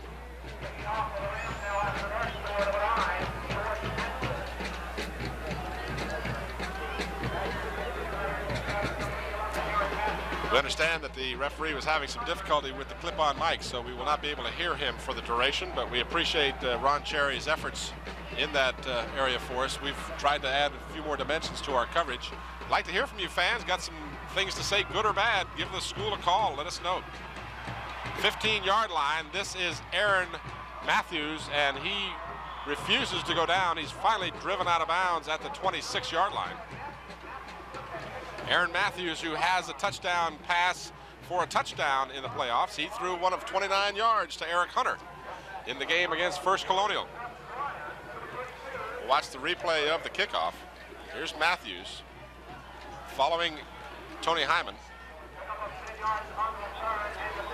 They've marked the ball at the 26. The Crabbers, led by Eric Hunter. There you saw the last part of that. Matthews just was not going to have someone take him down if he could help it. 4 minutes and some change here left in the third quarter. This is Todd Summers across the 30 out to the 34. So he picks up about 8. One thing to take a ball down and drive it 40-some yards and make a score, and another thing, try to stop this potent Hampton offense, Tim. That's going to be a hard thing for this Ram team to do. Watch the replays. You see Summers makes more yardage out of this than it looked like he would. He did a good job of finding what little hole there was. And they give him a total of about 7 on the play. Second down and call it 3. Hunter will keep on the quarterback keeper. He'll be close to a first down at the 36. He needs to get to the 36. It'll depend on where they mark the ball. From here, it looks like it is a first down. They're going to measure it, Tim, but I agree with you. I think he's got it by an inch or 2. You want to ask Sam? Let me check with Dr. Stills and see what he thinks on this. I think he got it quite easily, actually. The marker was shy of the 36, and he's got it marked on the 36. So it should be a Hampton first down. And watch the replay. And by the length of the football, it is a first down. You know, one of the statistics I was talking about earlier, and I may have been kind of rushed over this. This is some stuff I was checking on. The Hampton Crabbers in the playoffs are plus 14 on turnovers. They have received or committed only 3 turnovers while forcing the opposition to commit 17 turnovers. So that gives you a lot more to do with how Hampton is here. Their defense has been. And it shows how great that Hampton defensive team is, Tim. First down at the 36. The fake to Capehart. Hunter has time. He looks for Monday. Big Aaron Monday is not that tall, as he couldn't reach the ball at the Robinson 35-yard line. And Brian Gerzak was wide open across the middle, Tim, and I'm sure that the coaching staff saw that. Dwayne Murphy checks in the ball game with Tony Hyman. Leonard Lassiter will come out for the Crabbers. Watch the replay. You'll see Hunter on the play action fake has lots of time. Does a little shuffling there and throws downfield, but he just threw it well over the head of the outstretched hands of Aaron Monday. 2nd and 10. Fake to Capehart again. Over the middle, they look for Gerzak, and again, the ball too tall, as Gerzak was covered better this time, but this time, Hyman was open. Well, Gerzak was open immediately. If he'd have got the ball to him right away, Tim, he waited until he ran to where the defender was. Now, this kind of play, let's think about this for a minute. Two successive incomplete passes is keeping that time on the clock. Hampton leading by 11. Watch the replay here. Again, Hunter has lots of time. And again, he just overthrows his intended receiver. What you can't see is just out of your picture was Tony Hyman, who was open.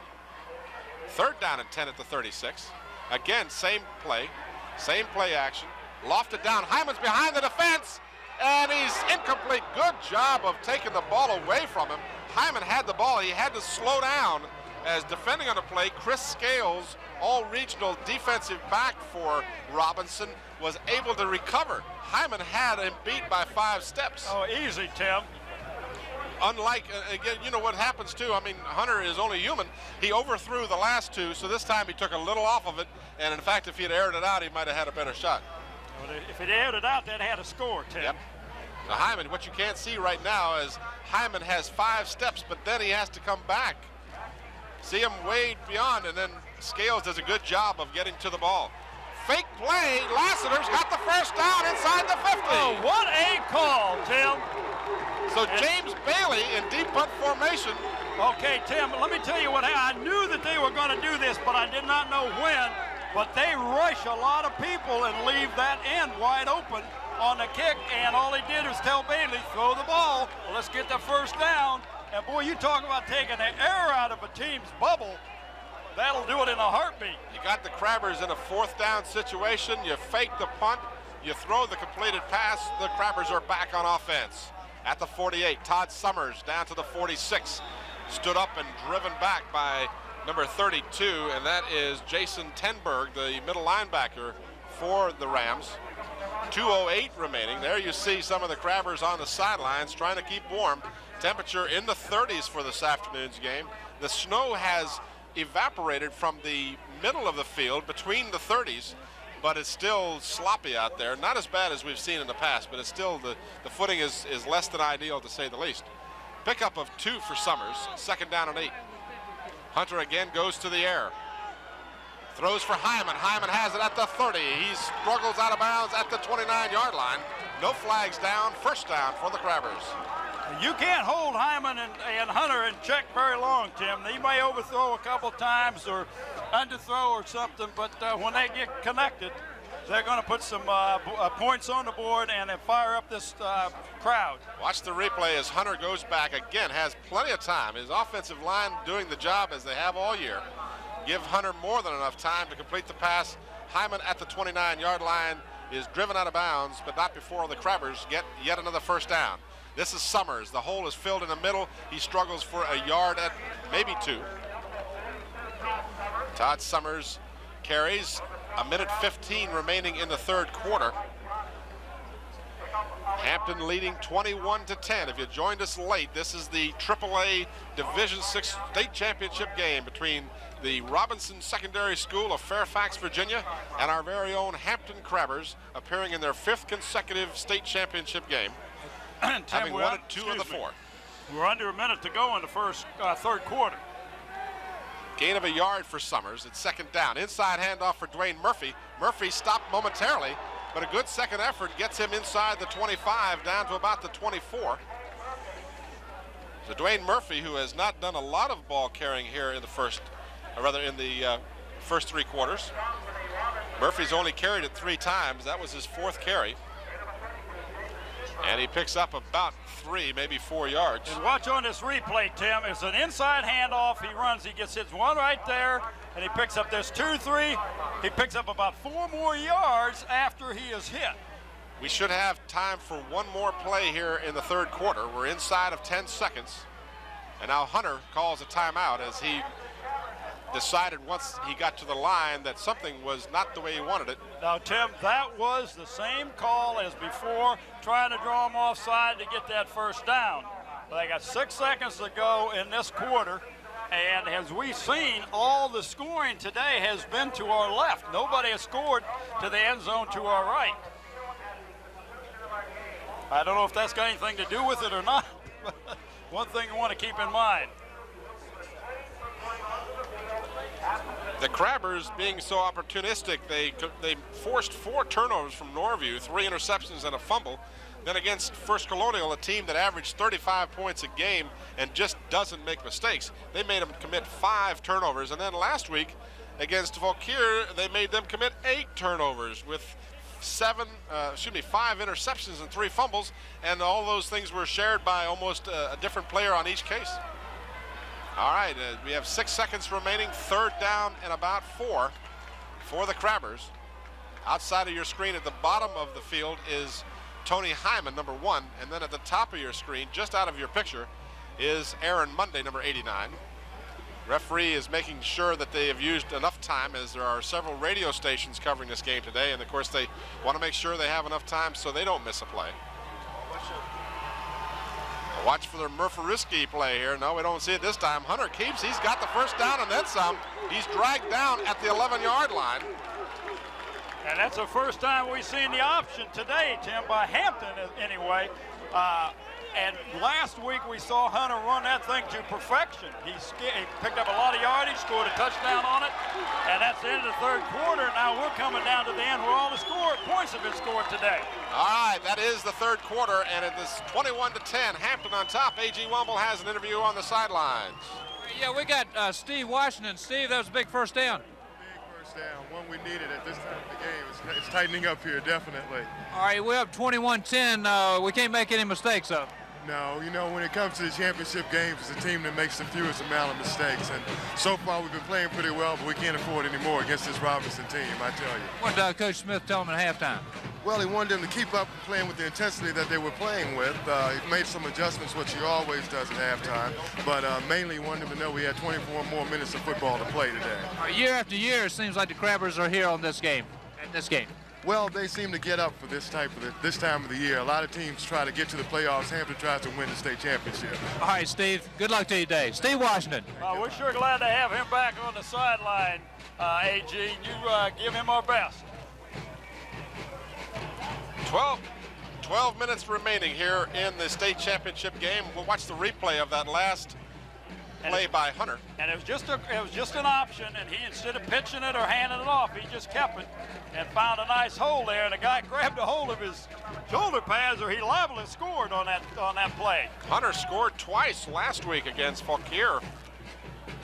He scored from 13 yards out and then did a 10-yarder, as he was very instrumental in that attack. Now it's 1st down at the 12 for the Crabbers. 12 minutes remaining in the season. Crabbers trying to be the state champion for 3 of the last 5 years. At the 12, Hunter gives to Todd Summers. Summers inside the 10, and then he was tackled and pushed forward about 3 yards. I was just going to say he had some help from one of the Robinson defenders. I'm not sure that as much as his power. Todd Summers has great power in those legs, and he just keeps churning, and you got to take him down and hold him down, because you got to, Tim, you're right. You got to take his feet out from under him, and you can't hit him high. As you can see here, he is stopped right there at about the 10-yard line, and then a guy comes behind and says, "Okay, I'm going to tackle you," and Todd says, "Thank you. I'll take those 4 more yards." 5 yards on the carry for Summers. 2nd down. Left side is Summers inside the 5 to the 4. And he is met by Mike Johnson, number 24. Again, another two-way player for the Rams.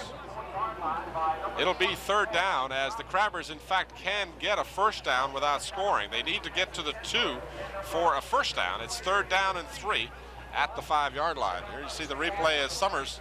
Looks like his forward progress got him down to the 4. They marked the ball at the 5. They marked the ball back. Tim, Bob. Go ahead.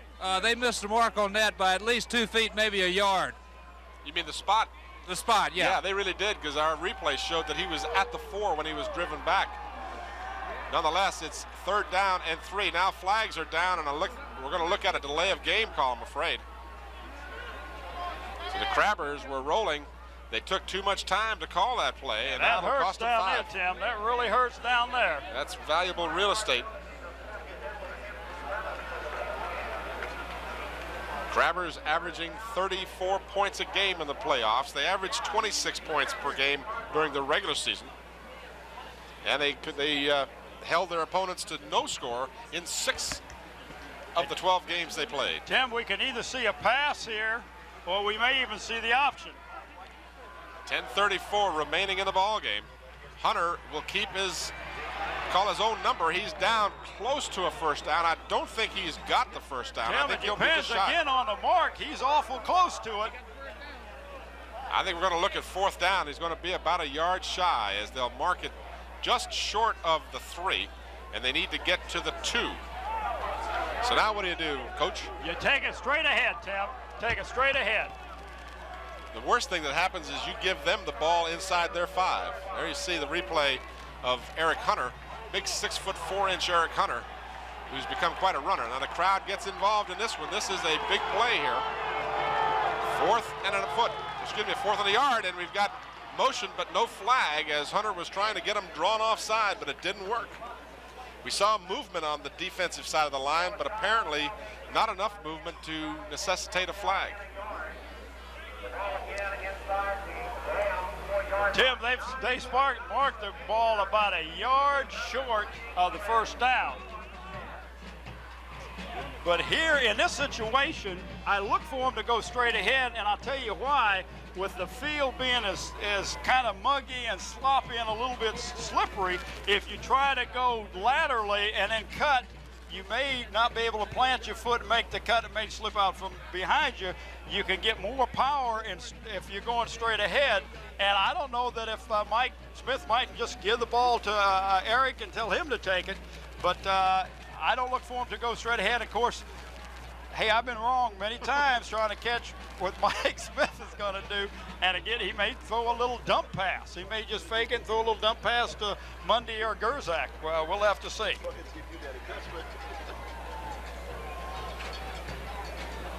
So the Crabbers now with a 4th down and a yard to go.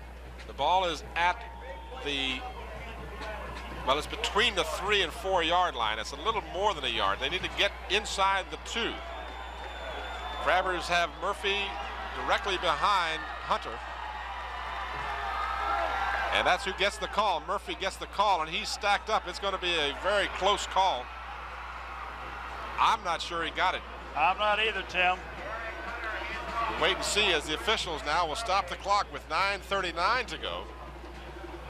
And the Hampton Crabbers seem to think that they've gotten it, but they're going, yes. Well, let's see now. They're going to measure, Tim. And Ryan Gerzak was trying to be an official. In this game, they're not going to take anybody. They're going to check it out for sure. You see the replay. It didn't look like Murphy got much. Let's watch and see how they spot this ball. And they have held him. Robinson has stopped the Crabbers short of the first down. Tim, that couldn't have been much more than an inch. So Robinson hangs on to what little hope they still have, trailing by 11 points. Remember now, that's 2 touchdowns, or at least a touchdown, a 2-point conversion, and then a field goal just to tie. So you've got to have 2 scores against Hampton, and you've got 9:33 to do it, and you're starting from your 2. And also, you're not a passing team, so there's a lot of marks against Robinson right now, but they are winners, and let's see what they do. Marshall stacked up after a yard. Dermia Marshall for a yard or so. He is a good two-way player for yeah, he does. He does a good job, Ted. He's had 5 interceptions on the season, along with his running yardage. He carried 132 times for 741 yards, averaging a little more than 5.5 yards every time he carried. This time, James Wilson and Jamie Patterson are right there to keep him to a 3-yard gain. They've marked it at the 5-yard line. 2nd down and 7 for the Rams of Robinson Secondary School. This is Mike Johnson, and Johnson is wrestled to the ground as he gets to the 6. Well, Tim, this is a big, big 3rd down, because what you've got to do is get a drive mounted and score if you're Robinson because of the time factor. And you've got a 3rd and 5, and you are deep in your own end zone. I just don't look for him to put the ball in there, but I do look for him to do a maybe the option play or even a misdirection trap or something. Aaron Monday in on the stop for Johnson a moment ago. 3rd down and 5 at the 7. Torgerson pitches it back. This is Dermia Marshall. Flags are down. Tim, there was a clip, I believe.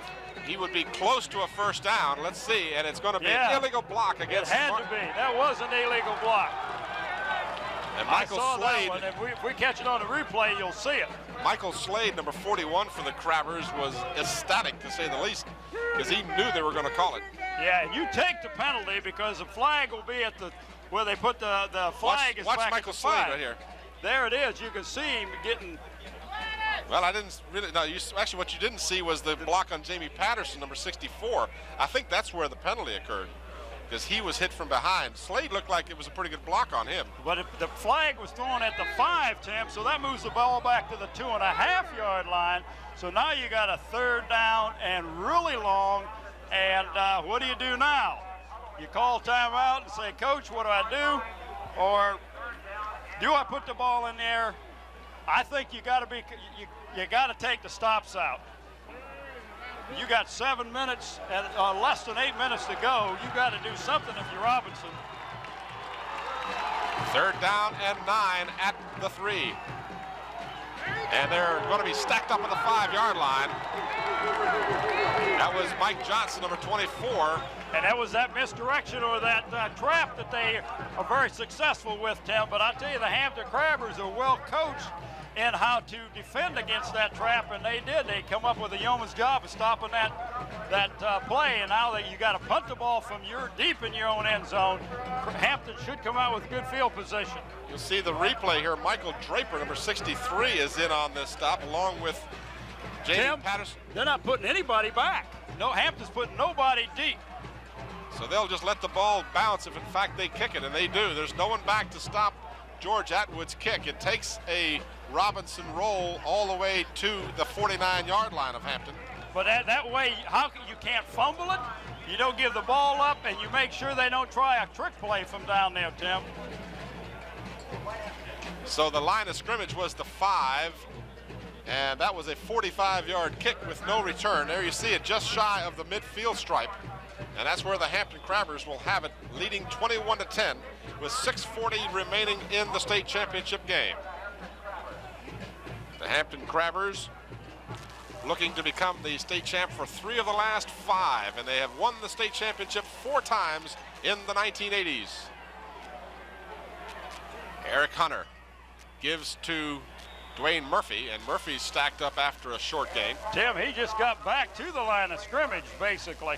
There was some missed blocking assignments on that side because there was a host of Rams looking for him. What you saw down there was some of the Hampton Crabbers defensive team. There's Jamie Patterson and Michael Draper, among others, trying to get their hands warm. They've got these blowers down on the sideline as it's frigid, to say the least. The temperature in the 30s. And it's so wet on the field, Tim, that when they get their hands on that ground, I'm sure it is cold. And we're told that the temperature at game time on the field was 28 degrees. It looked like a mix-up in the backfield. Hunter will carry it, and he will be pushed out of bounds at about the 48-yard line. So it looked like there was a mix-up because I don't think Hunter really planned to run with that ball. Well, and I know he didn't want to stop the clock, but that's exactly what happened. With 5:35, the clock is stopped. And it'll be 3rd down and about 8 for the Crabbers. We're going to watch the replay. See, kind of looked like someone missed a handoff assignment. He had good blocking in front of him, but again, good defensive effort by. Well, Robinson does a good job of the second guy coming in and tackling. The first guy, all he does is just kind of hang on to you and keep you up so the other guy can come in and finish you off. The clock does stop with 5:35 remaining on the clock. Well, Tim, we're going to see the ball in the air. 3rd down and 8 at the 48. And watch for Aaron Mundy across the middle.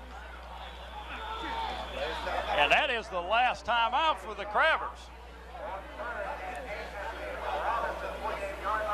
So Hunter calls timeout. Hunter, in the playoffs, there has been just one interception of a Hunter pass. And of course, during the season, that was his trademark, was the fact that he did not give up that interception. Well, he didn't get an interception, Tim, until, halfway through the season. He'd thrown a whole lot of... I think he only threw for 3 all year, I believe. Yeah, but I think I don't know how many times he'd thrown a ball before he was intercepted. I'm trying to remember. It was in the 50s or something, if I'm not mistaken.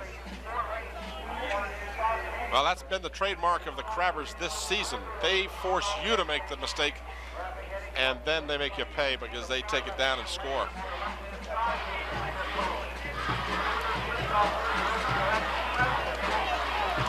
Torgeson's passing percentage should Marshall for some reason, that's their running back, should Robinson get the ball back. Torgeson, as we said before, is not known for his passing prowess. And then you got that Hampton defensive line rushing down your throat. Well, and you've got an excellent secondary in the Hampton defense too, Tim, and Owens and Hyman and Lassiter.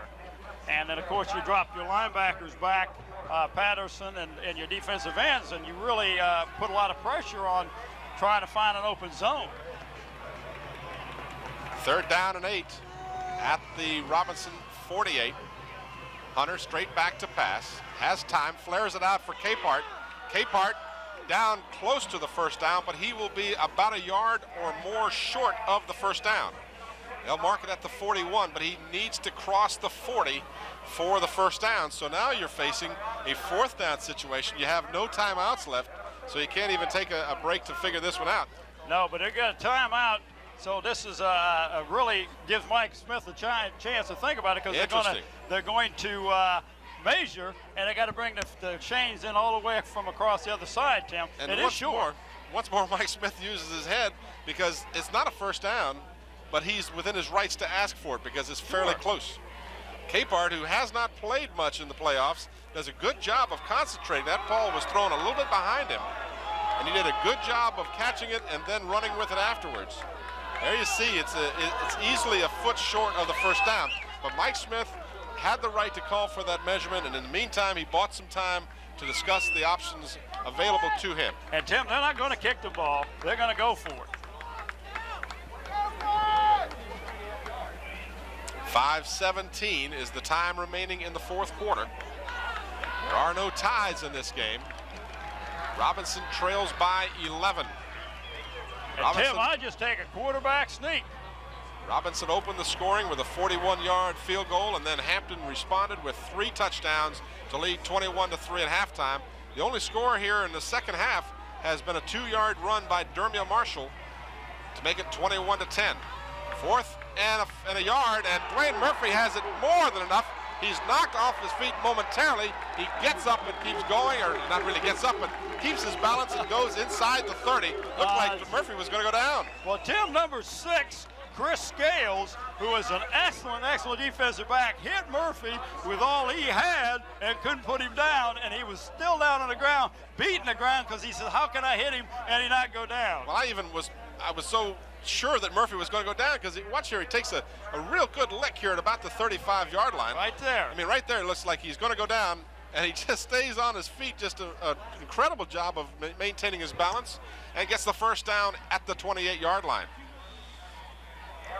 Travers keeps the ball on the ground. And that was, looked like Murphy again, and he was tripped up in the backfield and fell forward for about a yard, Tim. But the clock is running. You're really hurting if you're Robinson, because like you said, they got to score twice, or 1 touchdown, a 2-point extra at PAT, and then a field goal just to tie and to send the game into overtime. And Hampton is not about to give up the ball, and they're going to use a lot of clock on this possession. And they used too much clock on this possession. There will be a delay of the game call. Hampton took too much time. 4:08 remains in the 4th quarter. I should tell the fans my reference earlier to the Murphy-Ruski play was that play that Murphy fumbled and had trouble and ended up taking a safety against First Colonial. But then last week against Fauquier, ran 84 yards on the play. You want to tell them about that play, how that works? Well, actually what happens is the center centers the ball, but just keeps the ball at the back of his leg, and the quarterback takes off like he's got the ball, Tim. He actually doesn't have the ball in his hands, and him and all the rest of the backs and the line flow to the left side, and Murphy just comes and takes the ball away from the center and goes around the right side. Unmolested 84 yards last week. Hunter, again, plenty of time, but he hasn't got anybody open. Now he scrambles, looking for some blocks. Wilson gives him a block. Now he throws in the end zone. He's got a man open, but he throws it out of bounds as Tony Hyman caught it, but he was well out of bounds when he did so. I tell you what, the Hampton Crabbers will sure make it exciting, won't they? They always do. We're 4 seconds short of 4 minutes to go in the ball game.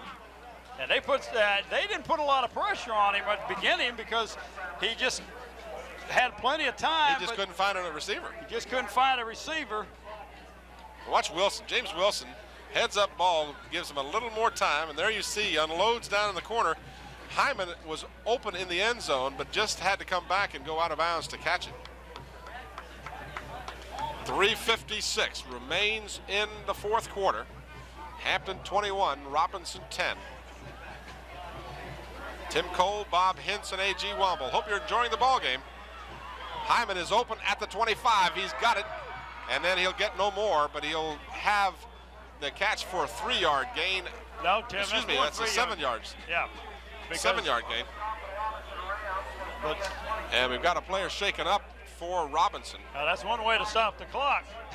Although they'd have their full complements of timeouts, I don't believe they have called a timeout today, this second half. Watch the replay now.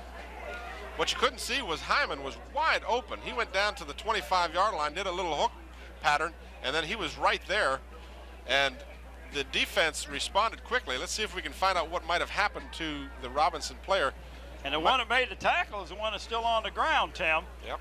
And I'm not sure who that is. I think it's 23 for Robinson. That would be Sean Spear. Tim? Yeah, yes, AJ. It is 23. Sean Spear, I believe. And he was the initial tackler, if I'm not mistaken, AG. I believe he was. AG, while we've got you on the phone here, so to speak, your thoughts on the game so far, and who are you picking for your players of the game? Well, Tim, I tell you, they've all been outstanding. Eric Hunter has had another outstanding game. I think has proven why he is the all-region player award that he received. He's just played outstanding. I'm going to go with Eric Hunter. It's a good choice, and you could go with several. You could go with defensive players as well. Well, they've done a good job. Eric's done a good job, but my vote is going to go to the runners. Capehart, I got to give it to Capehart, Murphy, and Summers, Tim. They have just done an excellent job in this very sloppy conditions out there on Todd Field. And this Todd Stadium is in excellent shape for as many games that have been played on it this year. Robinson now has called a timeout. They were not being charged with one because of the injury. Spear had to come out in order for them not to be charged with a timeout, but now they, in fact, have done so. So Robinson now, we remind you, they're undefeated on this season, looking at an 11-point deficit, and they're ranked 13th in the country. You know, you got to wonder how come Hampton didn't get ranked. Todd, they only lost one game, and that was to Tab, who was ranked in the nationally ranked, yeah, and I don't understand it either, Tim. Maybe after this game they will be. I don't know whether they've kept the polls open. A lot of places in the country have already played their championships games last weekend. Yeah. But certainly Hampton, if they're not nationally ranked, belong there. They certainly should be. They've demolished all of their opponents. Their only loss, an opening game loss to Tab. Tab was ranked as high as 12th or 13th in the country throughout the season. And now Hampton has come back and is on the way to defeating the number 13 ranked team. That certainly would lend credence to their national ranking possibilities. But they'll take the state championship in lieu of a national ranking, I think, any time. Yeah, no doubt in my mind. The national ranking means nothing. You gotta be able to win the championship. Well, we're fourth down now. Fourth down and about 7 for the Crabbers. 3:43 remains. Hunter back again. Lots of time. He has more time than you would imagine. He's got some running room, but then he realizes that the defense is coming up. He throws a Hail Mary in the end zone, and it goes incomplete as Hyman, Monday, and Gerzak were all there along with Capehart, who was just to the left of them. Monday was the one that went up, and he timed it just a little slow, Tim. Had he jumped a half a second later, he may have gotten his hands on it. He may have got a little help, a little push from behind, too. I don't know. But there was no flag, So for the second time here in the second half, the Crabbers will give the ball up on downs. You may recall earlier in the second half, they were down on the 2-yard line, and Robinson held them. This time they hold them at the 25. So Robinson now trailing by 11 will have to go to the air. Torgerson throws it, and it's incomplete, as it wasn't even really close. Jeff Chappelle was the intended receiver, Well, he goes out of bounds. He's going to get a lot of pressure from this Crabber defensive line because they put a lot of pressure on the quarterback, especially the ones that they have seen this year when there is a passing situation, and he's got to put the ball in the air, Tim. But if you notice on the replay, he rolls to his left and then has to try to square his shoulders around and throw, and he had James Wilson in his face when he threw the ball. Big James Wilson, 6'3", 232. I wouldn't want him in my face. Torgerson, again, same pattern, different receiver, same result. Well, that was a catchable ball that time. That was right in number 82, the split end. That's T-Roy Knox. I mean, it hit him in the hands, Tim. That was a catchable ball. It really was. You can't fault Torgerson for that one as he laid it right out there. But it falls incomplete with 3:22 left there. You saw it on your screen. And you can thank that to Beverly Penn Thaxton down there in the truck for putting that graphic up on the screen for us. And you can see on the replay, Tim, it was right in his hands, and he just dropped it. Lack of concentration. Maybe his hands are cold. I don't know. Again, Knox is in motion. Same side, same roll. Flag is down. This time, Knox makes the catch at the 35 and gets the first down at the 37.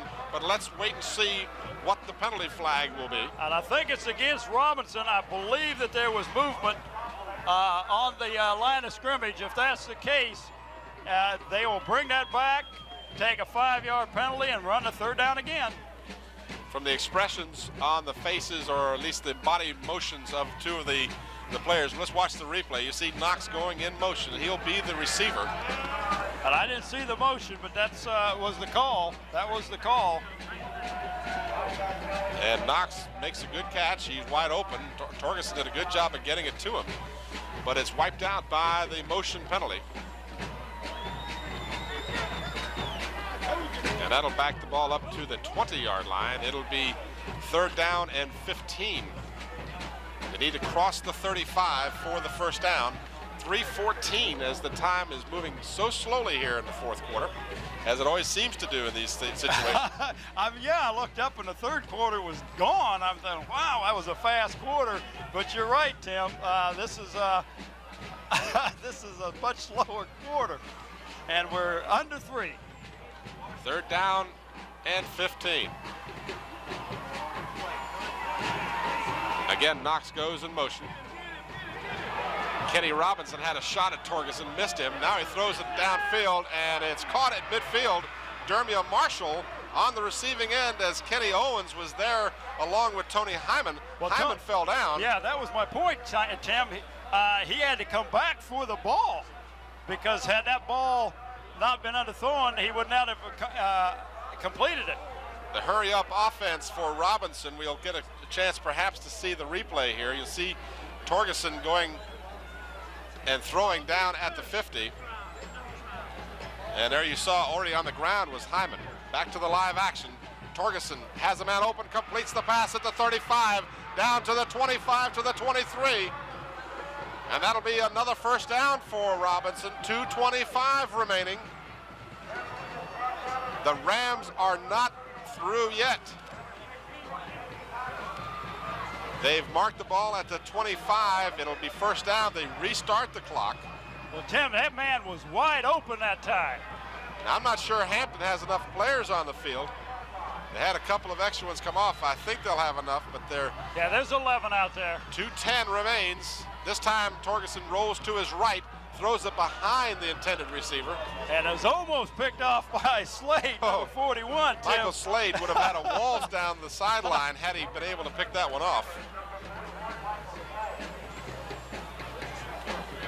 So the clock stops with 2:05 remaining. And you can see the shadows, Tim, as the sun now is going to be right in the face of the quarterback throwing that ball. And there's the long shadows as that sun is coming down. There's been no scores at this end of the field today. Second down and 10 at the Hampton 25. Robinson trailing by 11. Torgerson with time, throws, he's got a man open at the 15. He's down inside the 5, and he's going to score. Tim, that was a tight end that went right down the center and nobody picked him up. and then he was hit by about 4 or 5 crabbers, and he was not going to be denied. He got into the end zone. That was Teroy Knox, a 25-yard touchdown. Robinson has done it all year long, 7 games of their 13. They have trailed at halftime, and he just does a super job. Tim, they're going for 2. And there you can see he just keeps right on going and gets away and makes it into the end zone. 21-16, they have to get this 2-point conversion to make a field goal plausible for them. Torgerson looks in the end zone, throws, it is juggled and held onto. The 2-point conversion is good. And boy, we still got a ball game with 1:57. There's a lot of time left in this ball game, Tim, and we're going to see an onside kick, I'm sure. 1:35 the time, 75 yards, 4 plays, 25-yard touchdown. We'll be back with the last minute 57, but first a timeout.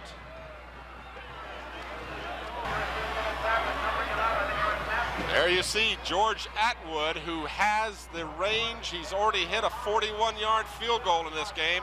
He can hit them from outside of the 40, but right now we're thinking onside kick, as there is a 3-point difference in this ball game. Hampton leading 21-18. Now they'll shuffle up and kick the ball 10 yards. It is a live ball.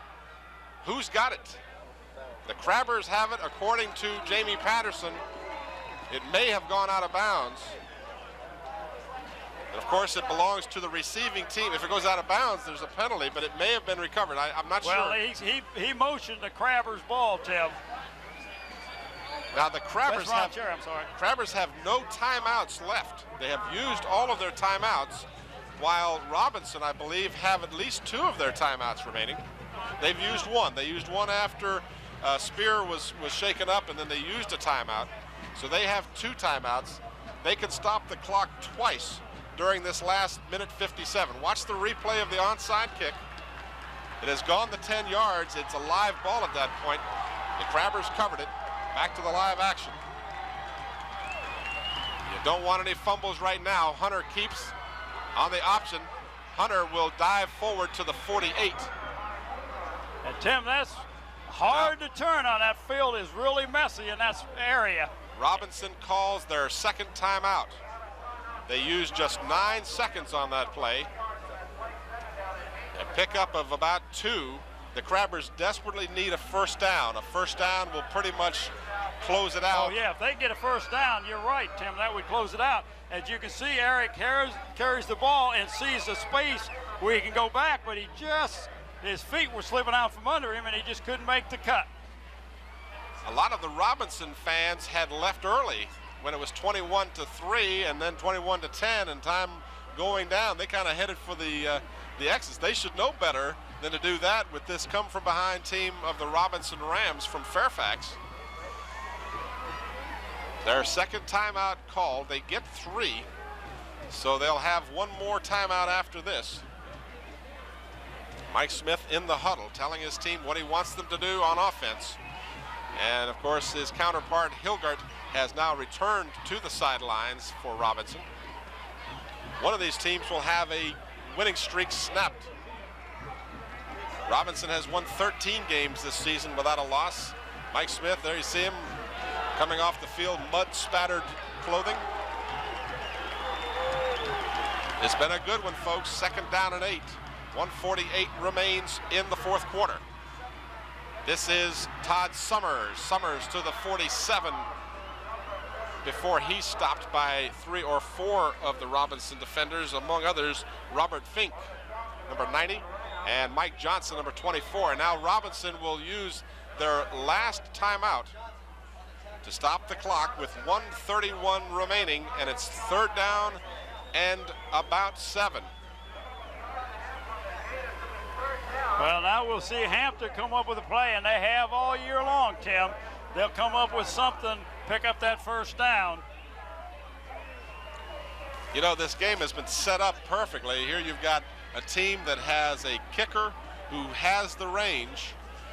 He's kicked 3 field goals that we know of more than 40 yards. He kicked a 41 and a 43-yarder coming into this game, and he hit a 41-yarder in the first quarter. There you see the replay as Todd Summers holding that ball. They're trying to tackle the ball, needless to say, but Summers with the good hands holds on. So you've got a situation where if Robinson can in fact hold him, they've got a field goal kicker that can do it. And there's little or no breeze, so. Yeah, he wouldn't be kicking into any breeze of any kind. The flag is hanging limp. You talk about a big play. You couldn't write a script to make this any more interesting, Tim. The Crabbers need to get to the 40. They're 7 yards away from a first down. It's 3rd down with 1:31 remaining. Hunter will pass. He got a man open. He's got Hyman at the 32-yard line. He's got the first down. Boy, that'll just, what I tell you, Tim, they come up to the big play when they have to do it. And if you're the other team, you're saying there's no way that team is going to pass the ball. Well, they don't know Hampton High School and Mike Smith. Mike will make the call you think he won't make, and that's what makes him successful. A 21-yard pass play. Watch the replay. Hunter with lots of time. And he had 2 open receivers, Tim, but he went to his favorite receiver, Tony Hyman, wide open on a curl pattern. And Hyman went out of bounds, stopping the clock, but did not go out of bounds. They've restarted it now, 1:14 remaining. Robinson has no timeouts. Dwayne Murphy is stopped cold, but the Crabbers simply have to hold on to the ball. That's now. all they have to do, Tim, and this game is history. 21-18. Robinson coming from behind. They had trailed 21-3 at halftime. They scored on a 75-yard drive. The pass play got them in this as they completed a pass to Knox, who broke several tackles, got into the end zone. They went for and got the 2-point conversion. And now with 37 seconds left. And Tim, I don't know if he just might take the 5-yard penalty. It's going to be close. In fact, it is, too much time. Well, there's 25 seconds left, Tim, so all you have to do is run one more play, and that's it. And what you do if you're Hampton is you give the ball to Eric, and Eric just falls on it, doesn't hand it off to anybody. We want you to stay tuned because at the conclusion of the game, our roving reporter, A.G. Womble, will be down on the sidelines talking with the Hampton Crabbers. And of course, he's got a number of them he can choose from. He could go for about 22 of them, and every one of them would be well deserving of the recognition. The Hampton Crabbers lost their opening game of the season to Tab, and since then have won 11 straight, looking for number 12. Hunter takes the snap, falls to his knee, and that's going to be your ball game. Robinson cannot stop the clock. Tim, we've seen it all year long. Hampton has just done an excellent job. They scored all the points they needed in the second quarter. And they are celebrating with 5 seconds to go.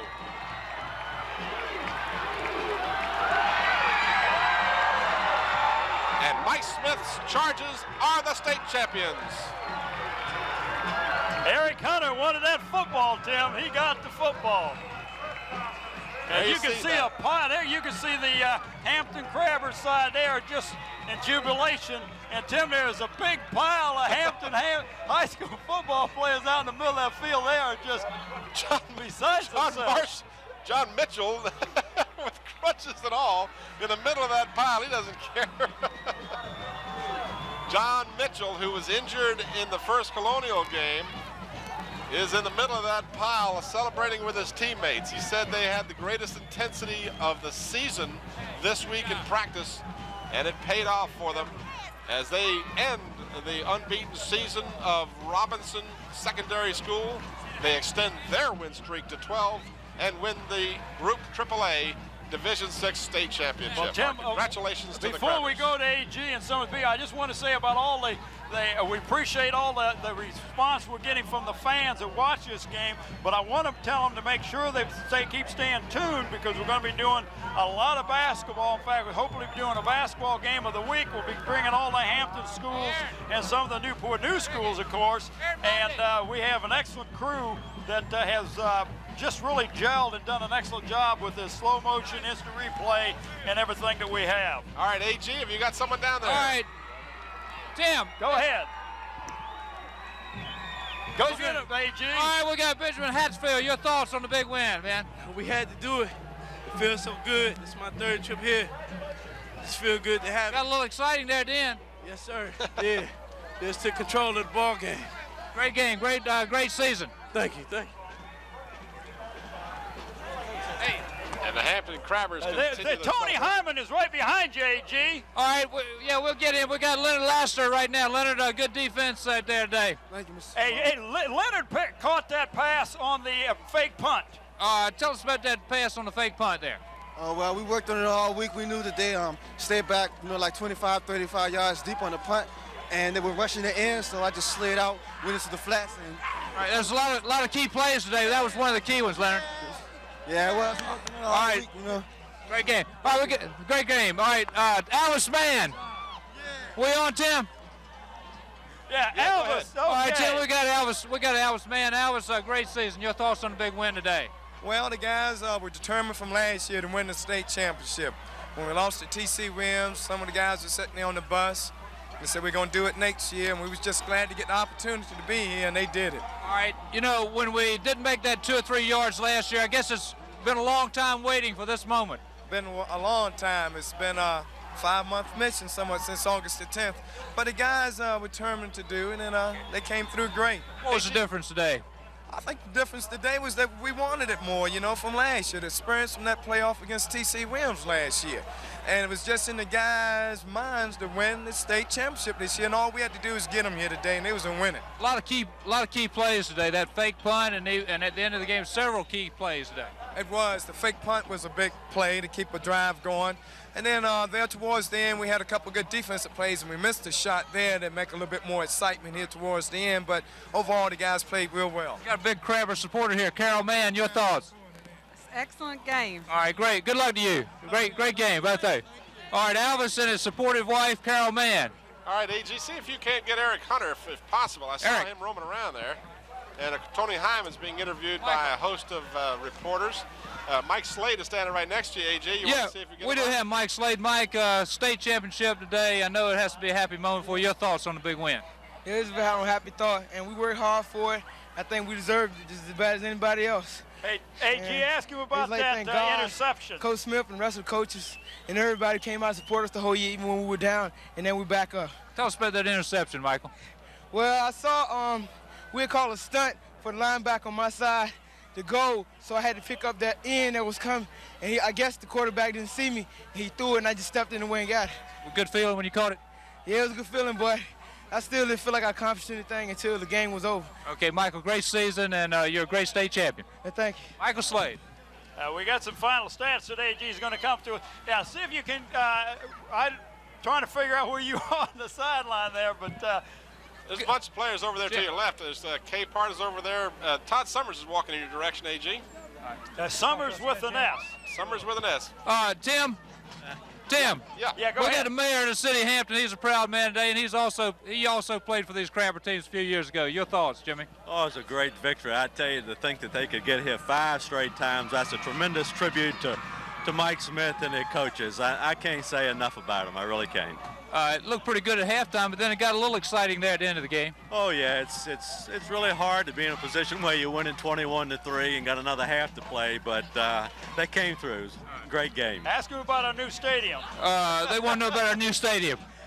Well, I got a report yesterday. It's on schedule. We think it's going to be ready by the first game in September. Well, Jimmy, you and the city council are doing a great job supporting the athletic and the whole school program. Thank you. Okay.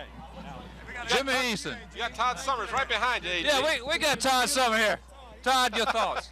Well, I like to say that all of us worked hard, and we strive for this the whole year and everything. And a lot of people see that was on our bandwagon at the beginning of the year, but then when we lost the tab, everybody jumped off. Well, all I got to say is how you like us now. Hey, get Jamie Patterson. Jamie Patterson. Jamie, a lot of key plays there. Todd said, how you like us now, and I think everybody likes us now. Yeah, because early in the season, everybody wanted to say we weren't going to do nothing. We came out and gave extra effort. Big difference from this game and the first game of the season.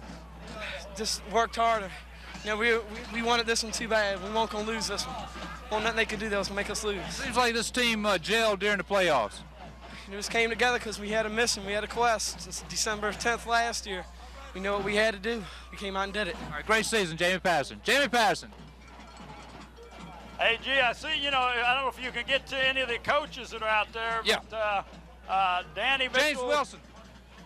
Yeah, get James Wilson over there. Yeah, we got all everything here. James Wilson and James, happy moment for you. Your thoughts on this big win? Only thing I can say is this is what we set out to do since last year. We let some people down, we let ourselves down, we let our coaches down, and this just changes everything. It makes you feel a lot better about yourself as a player. A lot of preparation, and like we said before, this team seems to be prepare harder in the playoffs than maybe at any time in the season. Yes, it does. The coaches, Coach Smith, Coach Mitchell, all the rest of the coaches, they really go out to break things down for us, to interpret it for us, and to tell them to tell us what they think about it and what to expect in different situations. That helps a lot on the field. Hey, G, ask him about his leadership role. Well, did he recover that fumble in the third quarter? James, your leadership has been important all year, but there's a lot of leaders on this team, and your thought with regard to that? Yeah, you just touched on it. I'm a leader, and other leaders too. That plays an important part in our program. It has to do with tradition and discipline, and that's what we try to instill. Well, James, you gave us a lot of happy moments here at the Crabbers. We're proud of you, and you're a great state champion. Thank you. James Wilson. Very good. That was an excellent interview. A fine young man, Tim, because he is Mr. Everything on that Crabber line. All right, AG, while AG's looking for someone else to talk with, let me run down some final stats here. Compliments of Jerry the Z.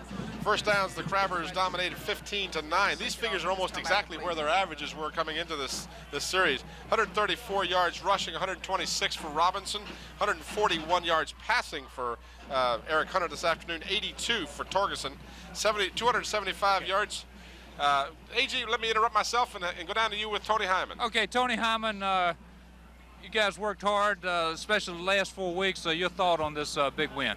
Well, you know, it's a big game for us, and you know, all week long and all year long we practice hard, you know, to come out for this game. And so, you know, doing it before the game, you know, Coach came out and he told us, you know, we worked hard all year, and you know, this is what we worked for. So we came out here to win this game, and you know, that's what we did. Tony, last year, disappointing moment about this time of the year when we didn't make those 3 yards. It feels a lot different today, I'm assuming. Yeah. Well, like I said to Mike Keach, you know, we are the seniors. You know, we stressed to the whole football team that, you know, 3 yards is what stopped us last year, and we was determined not to let it stop us this year. Tony, great. Ask Tony about that, those hook patterns when he was getting wide open. Tony, you seem to be getting open a lot on those hook patterns today. Tell us what was working well for you. Well, it was a 50 stop pattern, and what you do is just a flanker, you know, just run like you're going to it, you know, like a fly pattern, and just get the first down and just come back, you know, just stop and come back for the ball. Once again, it's a pleasure, I'm assuming, having to work with Eric Hunter. Yeah, and hopefully, you know, both of us go to the same college and working. Where y'all going? You got a package deal going somewhere? No, I don't think so. Well, good luck to you. We're going to be following you. You gave us a lot of thrills here with the Crabbers. All right, thank you. Tony Hyman. Can I interview I didn't want to interview AG. That's Todd Summer. Todd Summer wants to interview me. Go ahead. Okay, AG, I know you was with us all season long. I'd just like to know how you felt about this season. Well, it was an outstanding season, Todd, and like I've told the other players, you guys have a lot of class. Y'all gave us a lot of thrills, and I enjoyed every moment of it. Well, I know y'all jumped on, Channel 29 jumped on FIBA's bandwagon for a while there and everything, but when we started regaining our power and moving up in the season, I'd just like to know how you felt about that specifically. Well, Todd, we jump on all the bandwagons in Hampton, and the Crabbers, FIBA, Kickingham, and Bethel. Okay, I'm going to go along with that and leave y'all alone. Great job, Todd Summers. Todd may have been referring to one of the announcers mentioning earlier that that Phoebus was a good team and perhaps even the better of the teams on the. I won't mention that guy's name, but he sure has eaten a lot of crow-flavored pizza over the last couple of days. Well, actually, if that was said, I think it was done to entice them to do that much. But you know, these kids are really motivated when you say something wrong about it. AG, I don't know if you can get to Billy Renz down there and run around. So maybe you catch some of those other people while AG is. Finishing up. Tim, we got a very important man here, the superintendent of the schools and his sons. And Don Musselman, you have to be proud. In your tenure as superintendent, what is this number? Gee, I tell you, I think we went 1 year without getting one. Okay. And that was close last year, almost had it. But today I started worrying that second half. I mean, this team was a good team they played against. A lot of key plays today, Don, and several key plays. Yeah, we should have had another one down there, but because sometimes you don't get everything you want in a situation like that. But we're certainly proud of this team. They come along. Great job, not only by the Crabber team, but the Mike Smith and his entire coaching staff. I tell you, you can't beat that coaching staff. You can go all over the nation. You can't find a coaching staff like that. Great job. Don Musselman, Superintendent of Schools. Tell Dr. Don we said hi, and we sure appreciate all the support we're getting from him, AG. All right, just if I may, while AG still roams around there, I'll just finish up these stats for you. Eric Hunter finished with 8 completions and 15 attempts. Torgerson 4 out of 9. Each of them was intercepted once. Third down conversions, the Crabbers converted 3 out of 9, while Robinson converted 3 out of 10. Penalties were not a major factor in the game, although the Crabbers had 2 for 20 yards and 5 for 36 against Robinson. The time of possession almost identical, just about 2 minutes more for the Crabbers, and that 2 minutes was apparently enough for them to score 3 more points. The Hampton Crabbers, as we mentioned, they missed the championship last year by oh so few inches and yards.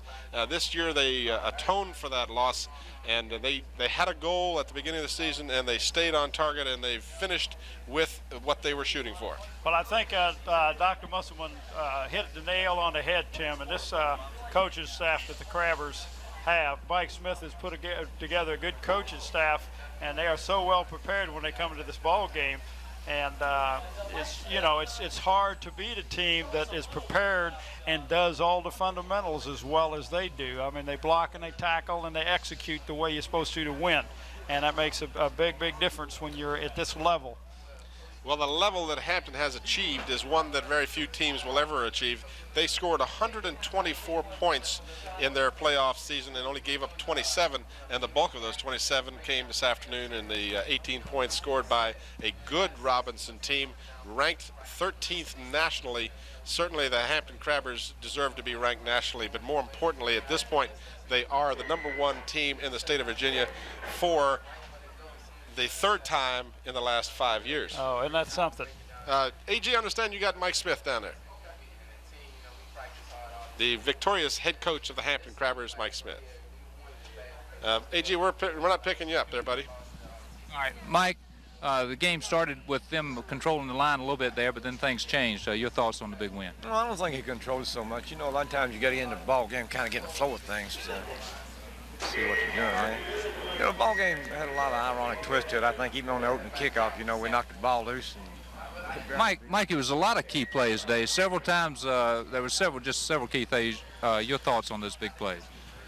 Well, I think probably the key thing to making the ball game as close as it was probably when we got the penalty there in the 3rd quarter. You know, we just made a first down about the 25. Illegal receiver, I believe. Yeah, he's a young tackle. You know, he's had to fill in the last 2 games since Mitchell's been out, and he got downfield, and that's about a 14-point turnaround because you know we got back upfield. And Mike. A lot of key players on this team, a lot of outstanding young athletes. Eric Hunter's leadership and James Wilson's leadership and many others. Your thoughts on the leadership this year? Well, I just think, you know, that all of them were, you know, seniors just did an outstanding job. And it's just great. You know, they're great, hard-working kids, just a good bunch of youngsters. You know? Great working coaching staff also. You're doing a great job. Hey, well, you know, they do all the work. Mike, this is number 7 for you and like number 12 or 13 for the school. Congratulations. Great job. Well, thanks. It's not mine. It belongs to the kids, and that's where I want it to be.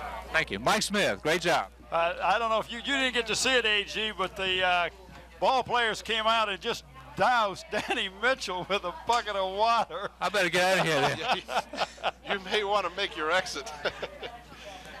Well, the Hampton Crabbers are taking their time as they will be cherishing this victory for quite some time. And that's the one thing that I would say as having seen Hampton play, I guess, about 7 or 8 games this year, is that they always showed that class of never giving up, always trying their best and always work. And the thing that I keep hearing from Danny Mitchell, Mike Smith, Alvis Mann, Lanny Franklin, any of the coaches we talk to, is how hard these kids work. And they got good work ethics, and you're right, Tim, they do, and that's one of the things that the coaches talk about. They prepare the game plan, they go out, and the kids work real hard in getting that game plan to work. And it's hard to get a game plan, especially when you're playing a team you've never seen them at all. Well, you look at the colleges and the pros, they see these teams all the time, and the preparation isn't as intense as it is in 1 week. You got to get ready for an opponent. You're seeing the names of the people. Jerome Young, Sam Still Jr., Angela Brown, our camera people have done a great job all season long. And there you see Keith Still and Joe Lewis. Joe Lewis working the instant replay for us this year. It's been a wonderful dimension that we've added. Bev Thaxton Penn, our character generator operator, and of course our director today, Scotty Bowers, and crew assistants Earl Johnson and Ryan Lewis. Dr. Sam Stills, our producer. There you see Scotty Bowers. Scotty has done a great job this season, as he has all along. Our coverage got better and better and better, and each time I didn't know we could. They didn't miss a play today. They had all the big plays. They had all the things that the fans want to see. We do want to hear from the fans. We'd like to hear from you. If you'd like to give your comments, good or bad, to the Hampton school system, you can call them at their new number. 850-5200 is the new phone number for the city school system. And call Dr. Sam Still's office and let us hear from you. We'd like to hear your comments, and we will look forward to having basketball season very shortly here. We're not sure of exactly when we'll be doing the games, but they'll be, at the very least, we'll be doing them in early January, I understand. Oh, yeah, but because there are some good basketball teams on the peninsula, we'll be able to see how quick Joe can adjust, Joe Lewis can adjust to that instant replay in basketball, which is a little quicker sport than football. But I just want to add my last word of congratulations and thank you to the staff that have they come up here and set up this equipment and just make yours and my job real easy, and especially those last 2 weeks when we was able to have some additional coverage of games in the past. In last year's championship game, Jerome Young set that thing up, and Scotty Bowers and Sam just do an excellent job preparing for us, because this isn't the only thing they do, Tim. This is just a real small part of what this crew does. And, you know, I just want to take my hat off and say thank you, because I really appreciate it. It makes us look awful good up here.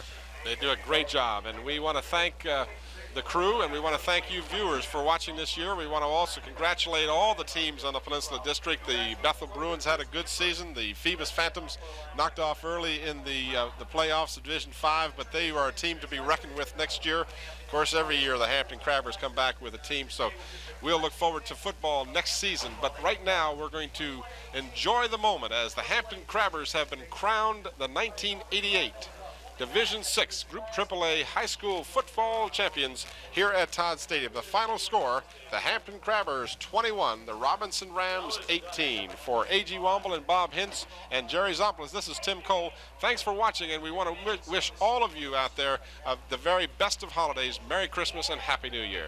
Good night, everybody.